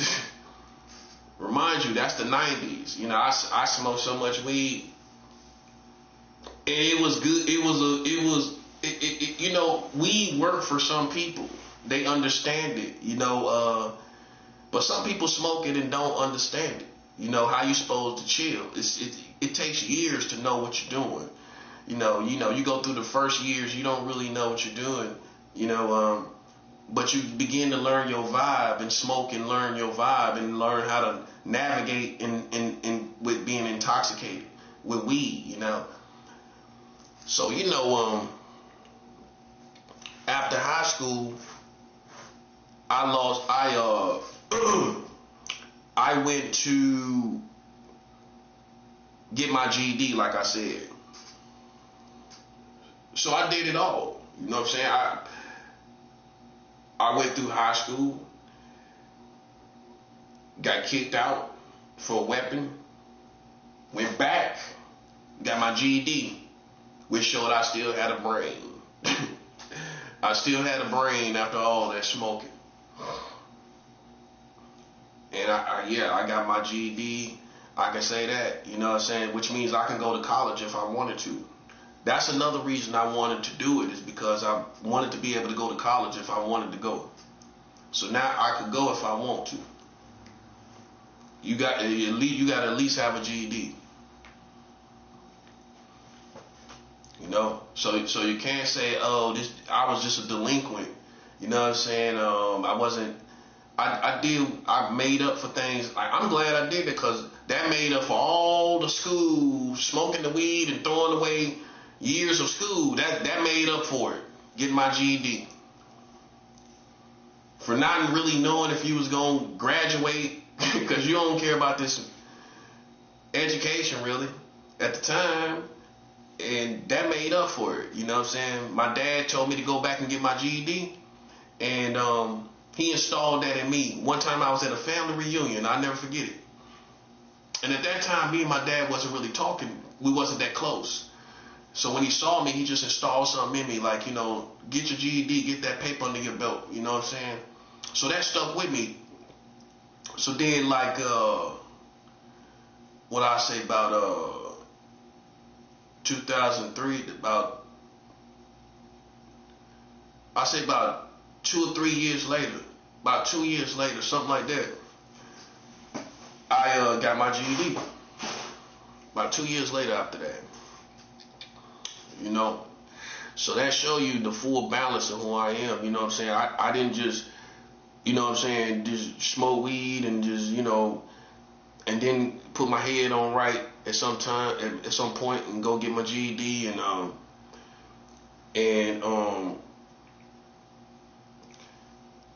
and do things that matter in the real world. Remind you, I started my first job at 15. I started working at 15. So even though it might not seem like I have a strong work ethic, what the balance is that I started working at 15 years old. So that's the balance. Okay, he might not really be working right now, but this dude started working when he was 15. So that's going to leave an impression. That's going to leave a great impression of what kind of person you are, how you built. You know what I mean? You start working at 15, and I was smoking weed and working. You know, because I had just started smoking weed a year before. And I just got me a little job, you know. I think I got me a job so I could get more weed too. So I could start getting a little money for weed. And I started working. In fact, my family was going to church and I had to work on Sundays sometimes. So I wasn't going to church. My dad and them was, but I wasn't going. I had to work. I was like a grown man, little man. I had to work on the weekend. I had to work on Sundays, you know, so I had to work. And my family went to church and they would drop me off at work. That's how it was. Now you imagine that. Your dad dropping you off at work while the family go to church. I was that little kid, 15 years old, not going to church, I'm going to work. And I just did it because I wanted a little money, you know, as a kid. So that's going to leave an impression on how competent I am, where my head is at, and what I'm capable of. That's why, like, I trip off people, man, who form opinions so easily, man. You know, you're a simple person. You easily can get killed. You easily can get killed in our world. You know, you really could, because you just think you know people. You just think you know things that you really don't know. No, like, for me, it's too late for me to be scared of New York. That time is too over. I lived in New York. I lived in Brooklyn. I lived in East New York. I lived in New Lots Avenue. I was living on New Lots. I was living in Harlem. I lived in Harlem. See, that's more of the stories that builds on the stories. I lived in Harlem. You know, I lived in Staten Island, Wu-Tang, where Wu-Tang is from. I stayed in their neighborhood, Park Hill. I know about Park Hill. I stayed over there without trying to. I had a friend that invited me up here to New York to live over there. I didn't select to live there. He called me up here I was in North Carolina, and he told me I can come up there and live with him. And I went over there and lived over there in Park Hill, over there by the Home Depot. You know, so everybody in Park Hill know about the Home Depot. So, you know, see, it's certain codes and things that only people can know to stay in those neighborhoods. You know what I mean? You know, see, so if you're from Brooklyn, you don't know Staten Island, you ain't gonna know about the Home Depot. You know what I'm saying? You ain't gonna know about that. They gonna know instantly what that means and what part of Staten Island that is. You know, so, and I chilled over there. I drank over there. I chilled hard. You know what I'm saying? I chilled. You know what I mean? You know, so, and I had no problems with nobody. You know what I mean? Over there in Shaolin, what y'all call Shaolin, I had no problems. That's why I don't take no disrespect. That's my whole punchline. I've been too many places. I passed too many smell tests for white people to be. You amuse me because I done been in too many places for you to even think you can challenge me, bro. You know, you a joke to me, man. You know what I'm saying? You think you know what it is to be black and you really don't. You know what I'm saying? You think you know who's real and you really don't, bro. And some black people make that mistake too. I lived in Staten Island. I lived in Harlem. Now I'm not the little southern dude that I told you about when I was a kid. Now I'm built on top of that. I built on my reputation. I built on it. That's what a real one's supposed to do. So while you talking about whatever he talking about, my brother, in that little time frame of childhood, I done built on my reputation. Something that you didn't realize, I did it right under your nose. So it's too late for me to be scared of New York City. Come on, you can't be serious. I lived in Lower Manhattan. I know how it is to be down there. Manhattan is the best to me. I mean, I guess that's what it's all about, huh? But Manhattan is the best, yeah. I mean, you talking about fun and excitement and what somebody from out of town should experience. They shouldn't experience Brooklyn, nah. You can come here and chill. I mean, but Manhattan is what you seen on TV the whole time. You ain't see Brooklyn. You seen Manhattan. All the taxis, all the stuff going. That's the movies we seen in the 90s. You know what I'm saying? Now I've been here, I know what it was. It was Manhattan. The city, as they call it. The city. That's all it was. That's what we seen. Taxi Cab Confessions. I remember that. HBO Taxi Cab Confessions. Hey, if you grew up in the 90s, you know about Taxi Cab Confessions. Taxi Cab Confessions? Taxi Cab Confessions, man. Oh, man. Came on HBO. And it's here in New York. That's how it started. Then I think it went to Vegas and some other cities. But Vegas, it was New York and Vegas and then somewhere else. But it started out in New York, right? And it just was it would be secret cameras inside the taxis. And that was a phenomenon in itself, These people didn't know they was being recorded, and they was having these real sincere conversations, right? They were having these sincere conversations. And so, they would talk about whatever, talk about life, talk about everything, and they would be recorded the whole time, And then at the end of the ride, they would tell them, yeah, we was recording you. It was like, oh, okay. Then they have to sign off on it, I think, give consent to it. But that was all New York, and we seen these New Yorkers. That's what really kind of made people fall in love with New York too, like Taxi Cab Confessions. You know what I'm saying? All these people riding around in these random places in New York, having these conversations with the taxi driver. We was looking at that too, as a kid. That was some of my first impressions of the real New York, because we wasn't seeing nothing like these other things was acting, like New York Undercover. It was New York, but it was acting, with Malik Yoba. I seen all of that and everything like that. But we looked at New York Undercover too. New York Undercover, that was the only really cop show I really liked. In the Heat of the Night, like I said, New York Undercover, Miami Vice, that was another one too. Hunter was another one. But that was it for black people. For cop shows, I watched Hunter, Miami Vice, New York Undercover, and the Heat of the Night. That was the four right there for black people, right? That's all we watched. But it left an impression, see parts of New York, because that was real. That wasn't these acting like New York Undercover, that was real. Like, you know, so that was real New York people. And that was definitely my first impression of like New York. But some people that came from New York, one of my childhood friends was from Brooklyn, right from here.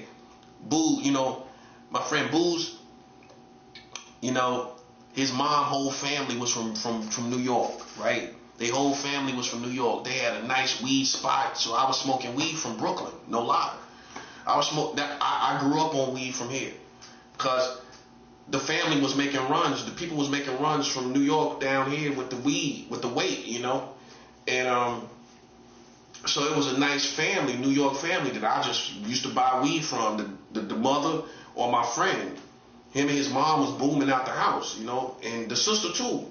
So it was like a cool, nothing went wrong. They wasn't never raided. The police, they never raided them or nothing.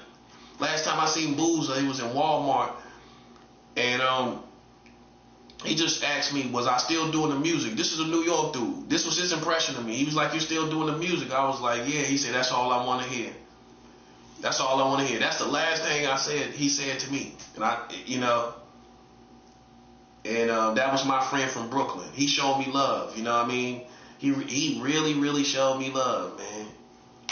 Like the whole time, no matter what nobody else was saying, me and him would chill, smoke weed together. I would definitely faithfully buy weed from his house, because we was right up the street from me. So, you know, I just go right up the block and get me a sack. You know what I'm saying? It was convenient, which was good. I didn't have to go all in the hood. And he was cool anyway. They was real people anyway. So, and see, it was a different feel behind weed back then. You know, you had to be cool to even get in a weed house, because it was illegal. You know what I'm saying? So you couldn't be a sucker. You know what I'm saying?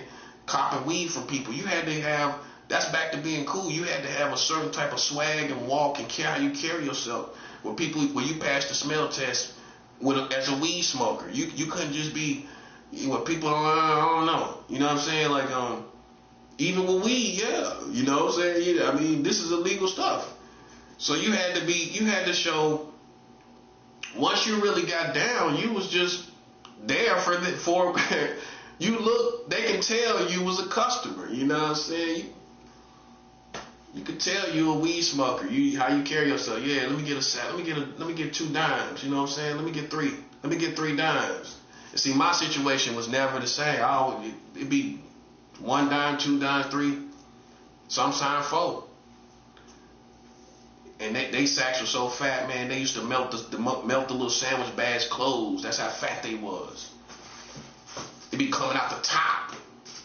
Buds coming on, all bud coming out the top. They got to melt the top. They got to melt the sandwich bags closed. They melt them closed.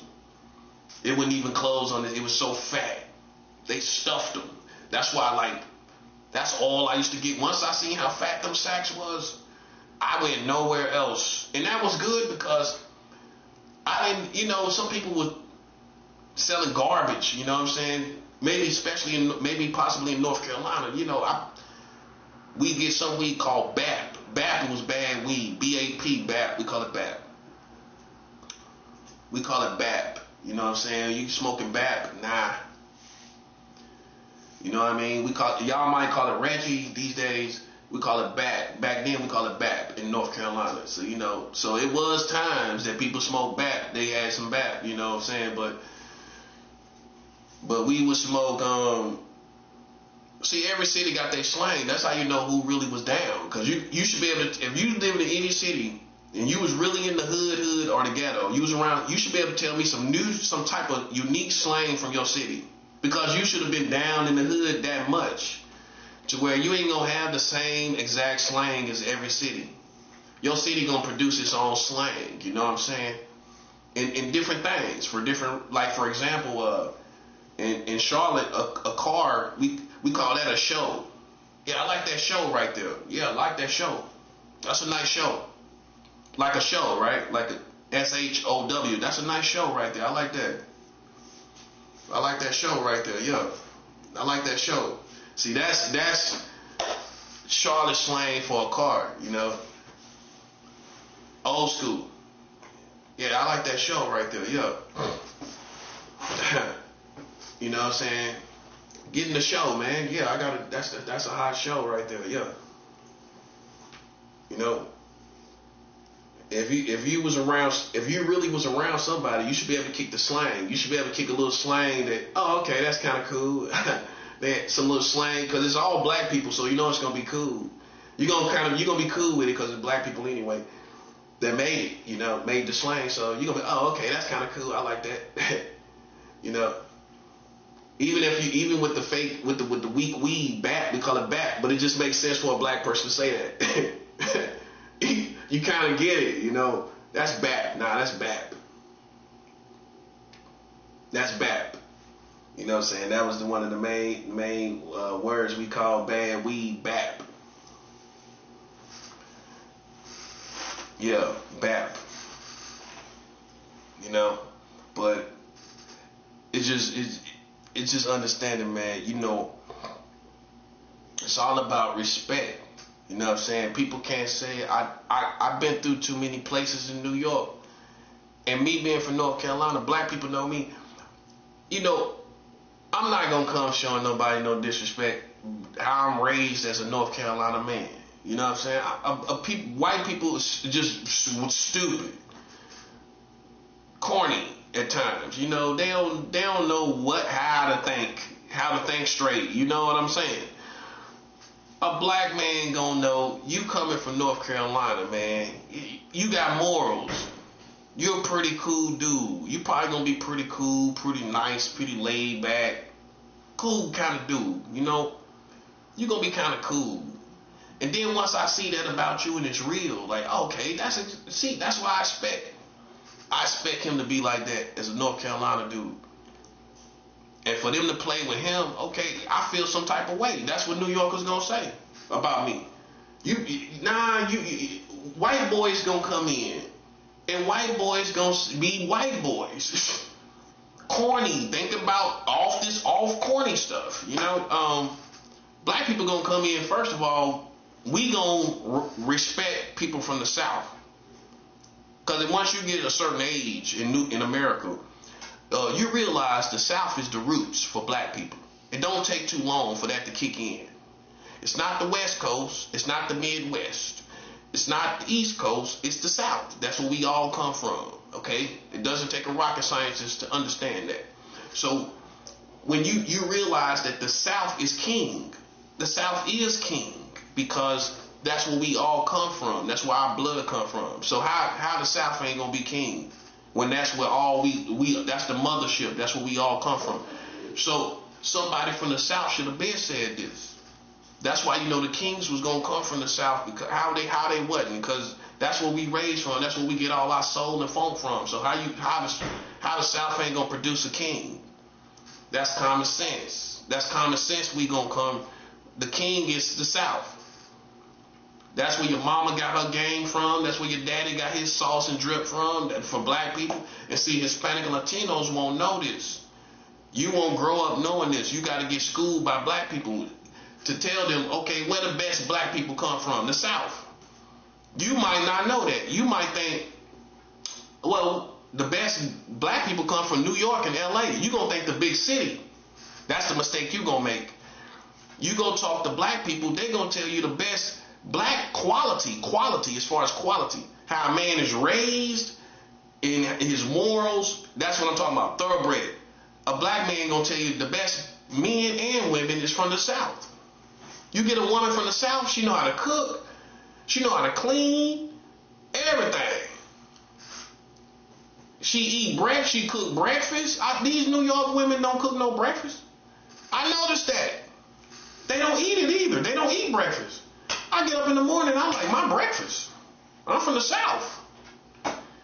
We grow up grits, eggs, sausage, bacon. You wake up in the house, in the Southern house, you smell coffee, bacon. How many times, as a Southern man, you remember back in the day? You wake up in your mama's house, you smell coffee and bacon. Coffee and bacon, that's the main thing you're going to smell, buddy. We bred properly. I grew up cutting grass, working Work cut my grandmother's grass, front yard and backyard. You can't. I ain't split it with nobody because there was no other kids. I had to cut the front and backyard, the backyard and the front yard. So Hispanic and Latinos won't know our best men come from the South. If you're talking about thoroughbred Southern men, black men, that's the best that you can get in America, in the United States. Yep. And ain't nobody gonna disagree with it. You get the best Southern women. The best Southern women is gonna be black women, and it's because of their work ethic, and they come from the mothership. They come from the funk, where we come from. You understand? So you might make the mistake of thinking that the best black people come from New York. No, they don't, and they ain't gonna say nothing. They gonna sit back and let me say this. You know why? Because they know that the South is the mothership. The South is where all of us come from, and their family is down there right now. They family, New York family, they'll tell you, my family in North Carolina. So what that tell you, even the people you respect up here, they family from down there. So where you think they come from? Down there. That's where they come from, bro. That's where they come from. So Hispanic and Latinos will make a mistake of stepping on me, right? Like in Astoria Boulevard.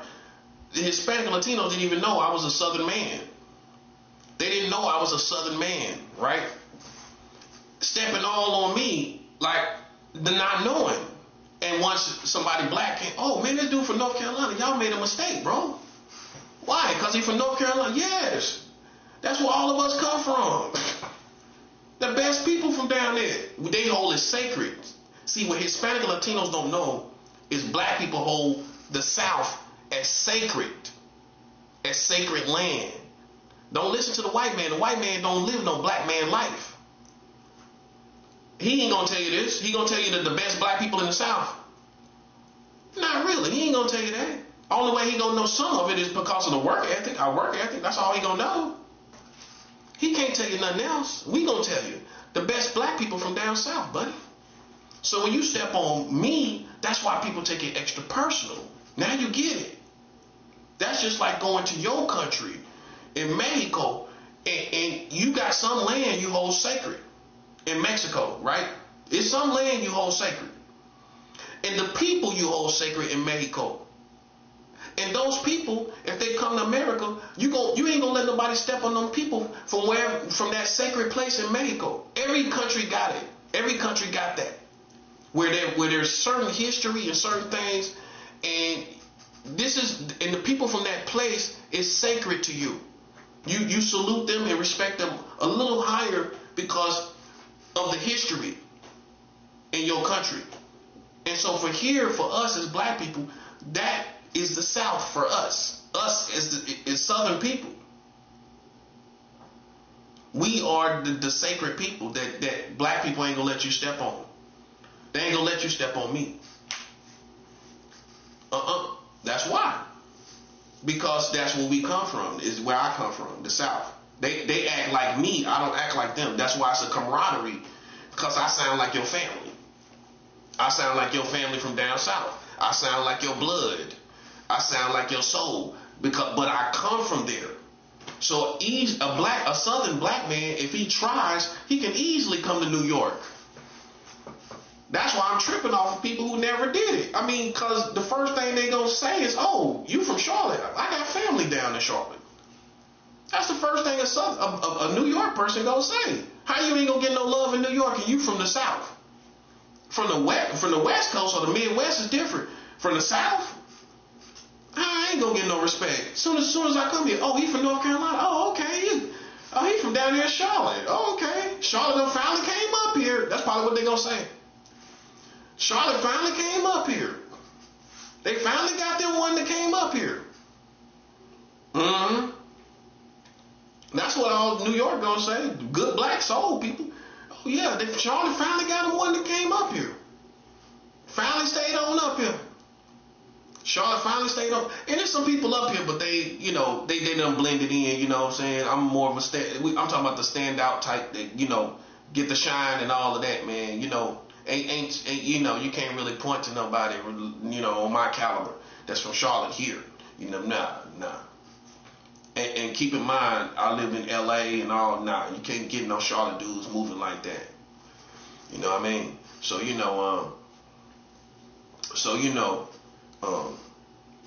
that's all New York gonna say. New York gonna salute and respect until they see otherwise. You know, until they see you contradict yourself out here in public. Not psychologically. A black man ain't gonna hold you to no psychology with all this crazy stuff going on. No, that's out the window. You know they playing psychological games. Okay, how you gonna hold me to the psychological standards when you know they playing games? That's common sense. That's 7 out. You know they playing games, right? Okay, so how you gonna hold me to some psychological standards, bro? Come on. You already know what it is, man. Come on. That's what a black man gonna tell you. So we ain't going by that. We going by reality because we rule in reality. I can come out here as a competent, endowed black man and get my respect out the mud. What a white boy can't do. He can't do it like I can. He can't come through these streets and get it like I can. Okay, all he gonna do back is shell back money. That's all he gonna do. He gonna sit back and shell out money and trick off on these females. That's all he gonna do. That's all he gonna. I know the type. You know what I'm saying? All you gonna do is shell back money and shell off money, man. Listen, buddy. You can't walk through these streets. You can't walk through these southern streets that I walk through. You can't walk through the west side of Charlotte and all of that. Your white boy can't walk through there. That's all real African neighborhoods. You know what a ghetto is to a southern man? An all black neighborhood with nothing but niggas. That's a ghetto. Ain't none of this Puerto Rican and white. No. A southern man gonna tell you a ghetto is nothing but niggas. You see nothing but black people come out. That's all it is. Ain't no white boys walking through. If he do, he gotta get with somebody real quick. And it's still like that.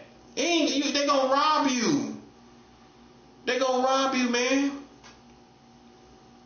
This how you know I stayed in a black neighborhood. I took my white friend to my neighborhood, man. He got robbed.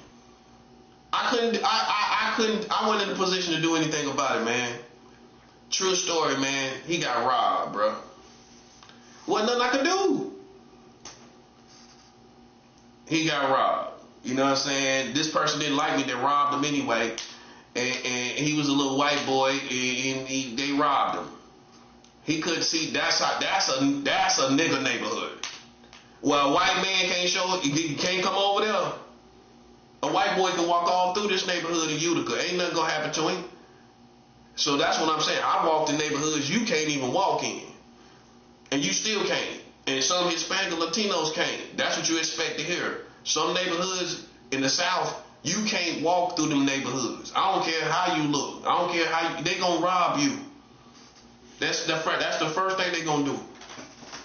So I'm used to being in black neighborhoods with a black mentality where white people ain't in our business. You know what I'm saying? That's why I'm like this. I'm not racist, but white people ain't in our business.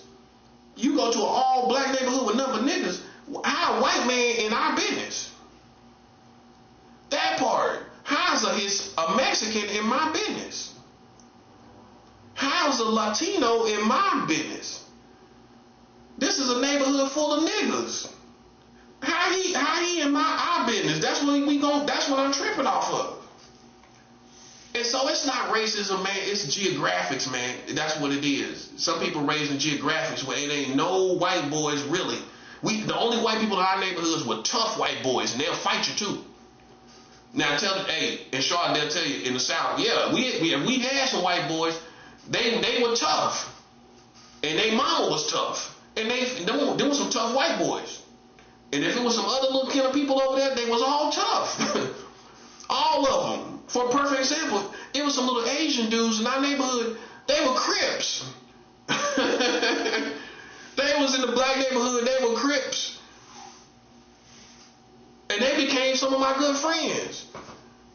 With standard white people and Mexicans and Latino can't make it over there, man. They're going to rob you. That's the first thing going to happen. You're going to get robbed. You know what I'm saying? If you want to see real black ghettos, it's in the South. When you come in there, ain't nothing but black people. And a white man don't make no sense over there. Now, ain't nobody over there that's black, white. Why he there? And so I feel the same way when you in my business. You know what I'm saying? Like, and that includes the police or whoever. I don't care who you talk to. You can talk to my ancestors. I don't care, my grandmother, whoever you want to talk to. And I'm not being disrespectful to my own lineages when I say that. My point is, you can talk to whoever you want in my family. You listen, you a white boy that don't belong in my business. And I'm up here from North Carolina, and I'm still telling you the same mentality that they have down there. You a white man. You don't belong in my business. That's how it is. And some people not built like that. You ain't in no you know, y'all New York say this is the hood. I mean, but I see white people everything all around. You go down south, it ain't nothing but niggas in the neighborhood. Drinking and hanging out, smoking, dancing everywhere, music. You don't see no white people. No white people. Mexicans, no Mexicans. No Latinos, no Puerto Ricans. That didn't happen in Charlotte. You go to some neighborhoods in Charlotte, you ain't seeing no Puerto Ricans. And they gonna get robbed if they come through there. And it's not because of your race, it's because your race shows you don't belong there, obviously. I mean, it's just an obvious thing. I mean, you know, without being racist, I mean, you know, we can't help but notice you're Puerto Rican. We don't see no people like you around here. We niggas, you know, what you doing around here? White boy too. So see, that's why I'm like this. Well, that's why I flip when I see, because I come from, nobody don't belong in our business but black folks. That's it. And it's understandable if I come from North Carolina. Now you see what I'm saying. That makes sense to a black man. Okay, I understand that. Because I've been in Charlotte, it's all black neighborhoods. That's all it is. It's all black community, and it don't make no sense for no white people to be playing on the ground level. That's what I'm saying with gang stalkers. A white boy on ground level. Now, no sir. Mexican, Latino, no sir.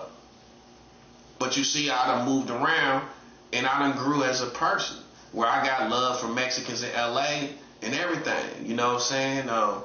You know, that's me being the standout guy that I am.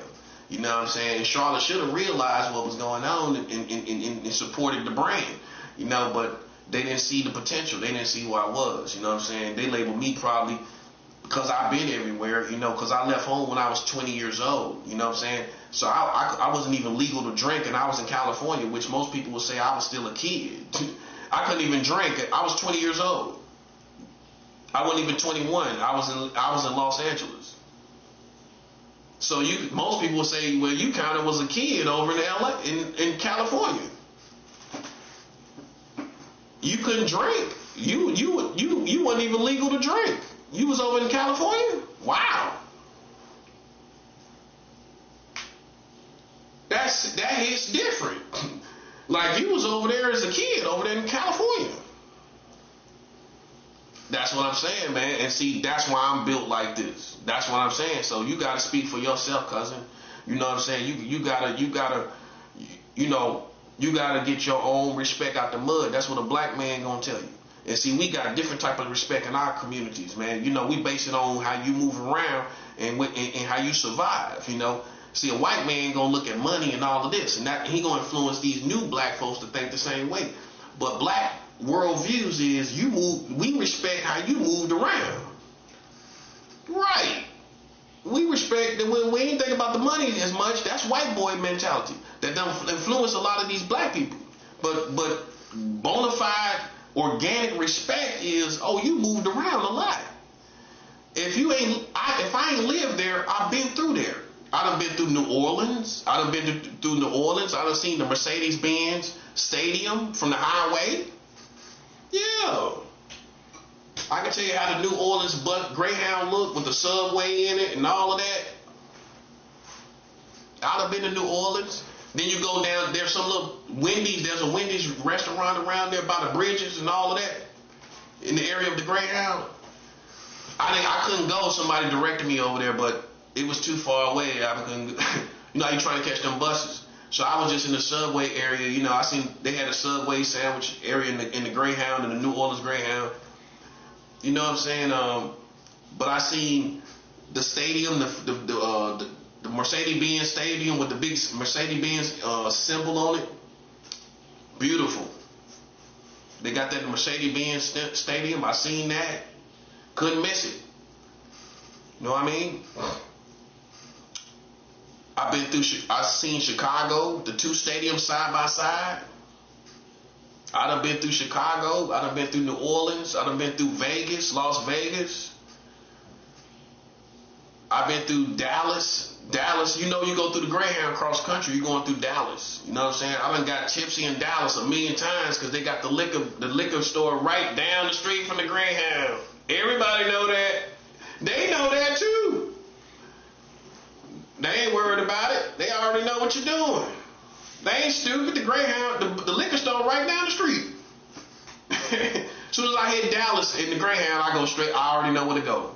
I go straight down the street, go down to the liquor store. Boom. Give me a bottle. I'm just saying, this is how it was.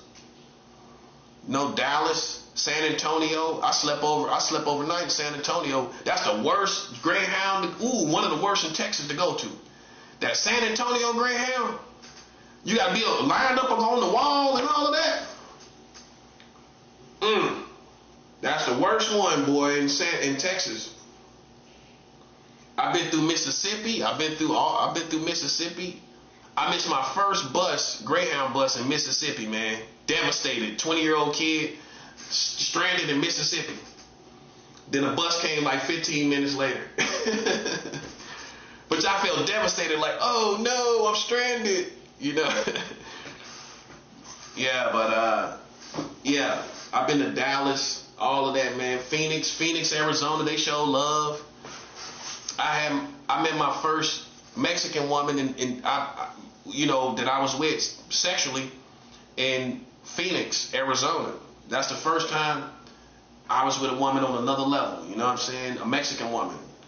Maria, man. She was like 42 at the time. Man, that was my first Mexican woman. And she approached me. Mexican women on the West Coast are aggressive. They don't look at the black man like, they look at us as our comrades. They're our comrades. We're counterparts. We West Coast women, Mexican women will approach a black man, bro. Like, yeah. I'm just being transparent. I'm just showing you, like, so I've interacted with a Mexican woman too in my life. You know what I'm saying? And both of them was aggressive. They're aggressive. They're aggressive women on the West Coast. You know, so and so that's letting you know. You know, I've been sexually connected to a couple Mexican women, and they showed me love and everything like that. I did what they wanted to do. You know what I'm saying? I was a gentleman, you know, and that's just. You know, I'm pure towards their community and everything. I expressed that. You know what I'm saying? So, you know, it's just, you know, that's what you gotta understand. You know, I ain't new to life. I done moved around a lot. You know what I'm saying?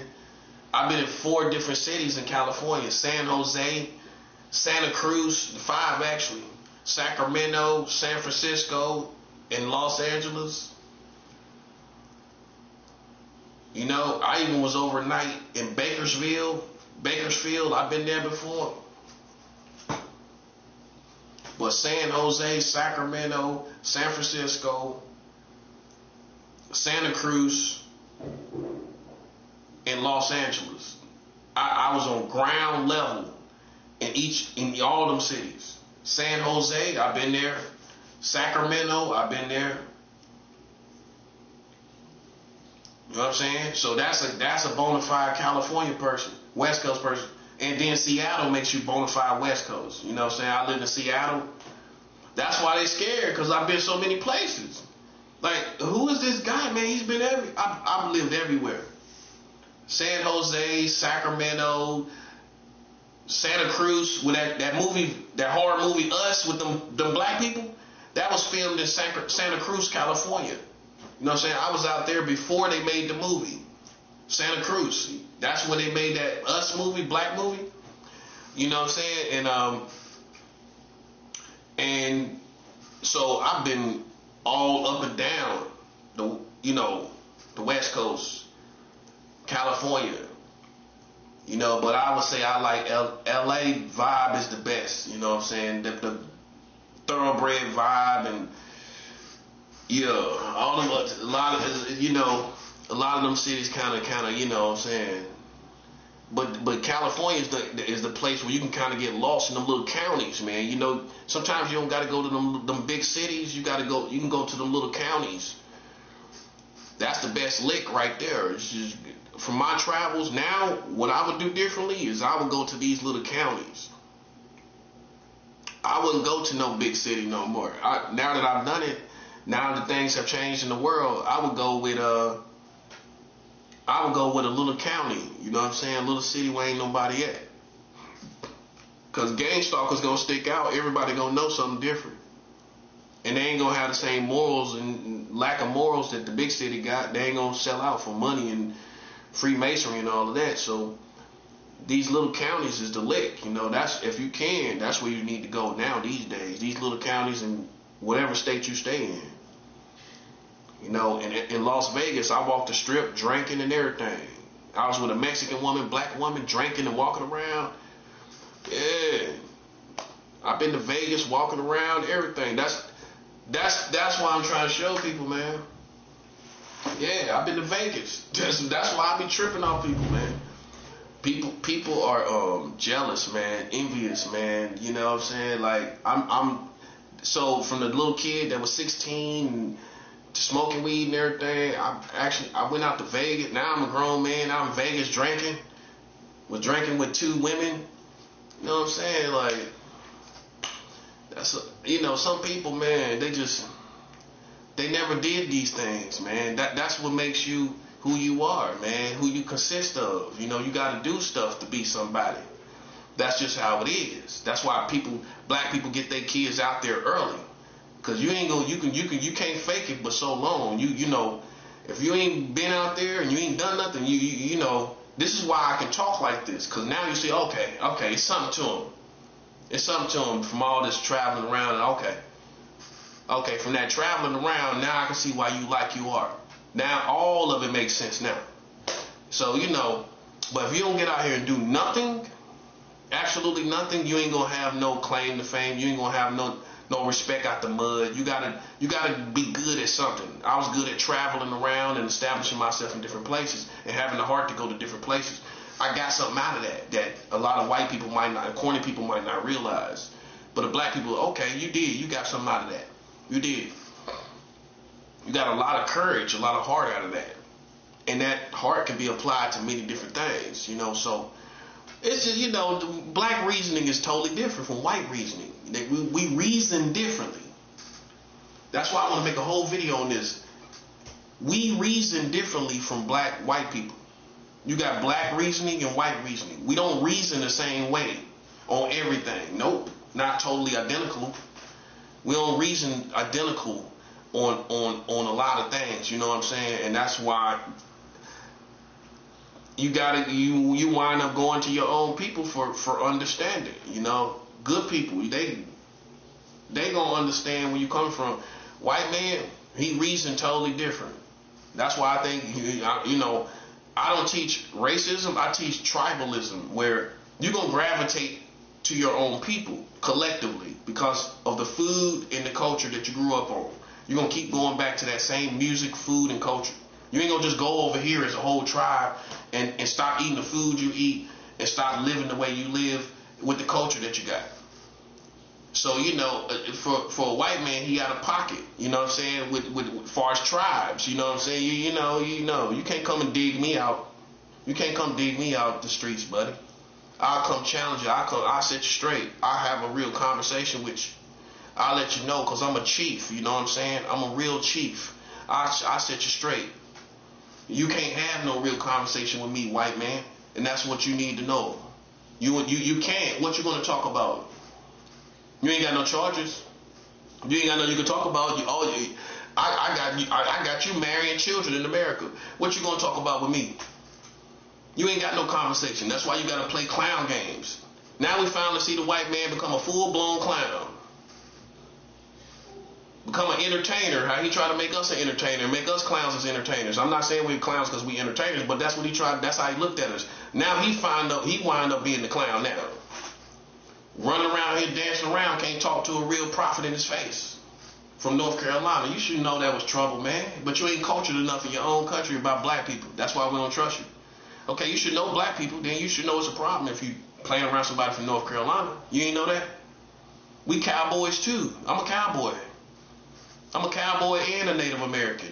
You know what? You dig it, right? Okay, from North Carolina. You know, we cowboys and Indians. We got a little bit of both. Yeah, that part. So yeah, you listen. You listen. You got used to the. I'm willing to die for mine, buddy. You understand that? You understand when a man tell you he willing to die? You ain't built like that, buddy. You came out here with a badge and a cop uniform, and I'm telling you I'm willing to die for this. And I already beat you already, and so I can die good, in a good way. I ain't gonna say I'm gonna die. I'm not gonna die, but you know what I mean. Listen, I already beat you, buddy. I die a legend. I live a legend and die a legend, buddy. Let's keep that in mind, buddy. I'm talking to you. I'm talking to white America. One man, me. You can't beat that. Donald Trump can't even talk about child marriage. He ain't a real man to talk about it. If he don't talk about it, he ain't a real man to me. You ain't a real man until you talk about it. I don't care what you do in the world. I'm talking about black reasoning. If you know all this stuff is going on, but you can't talk about child marriage, buddy. Listen, you ain't built like me, Trump. You ain't built like me, buddy.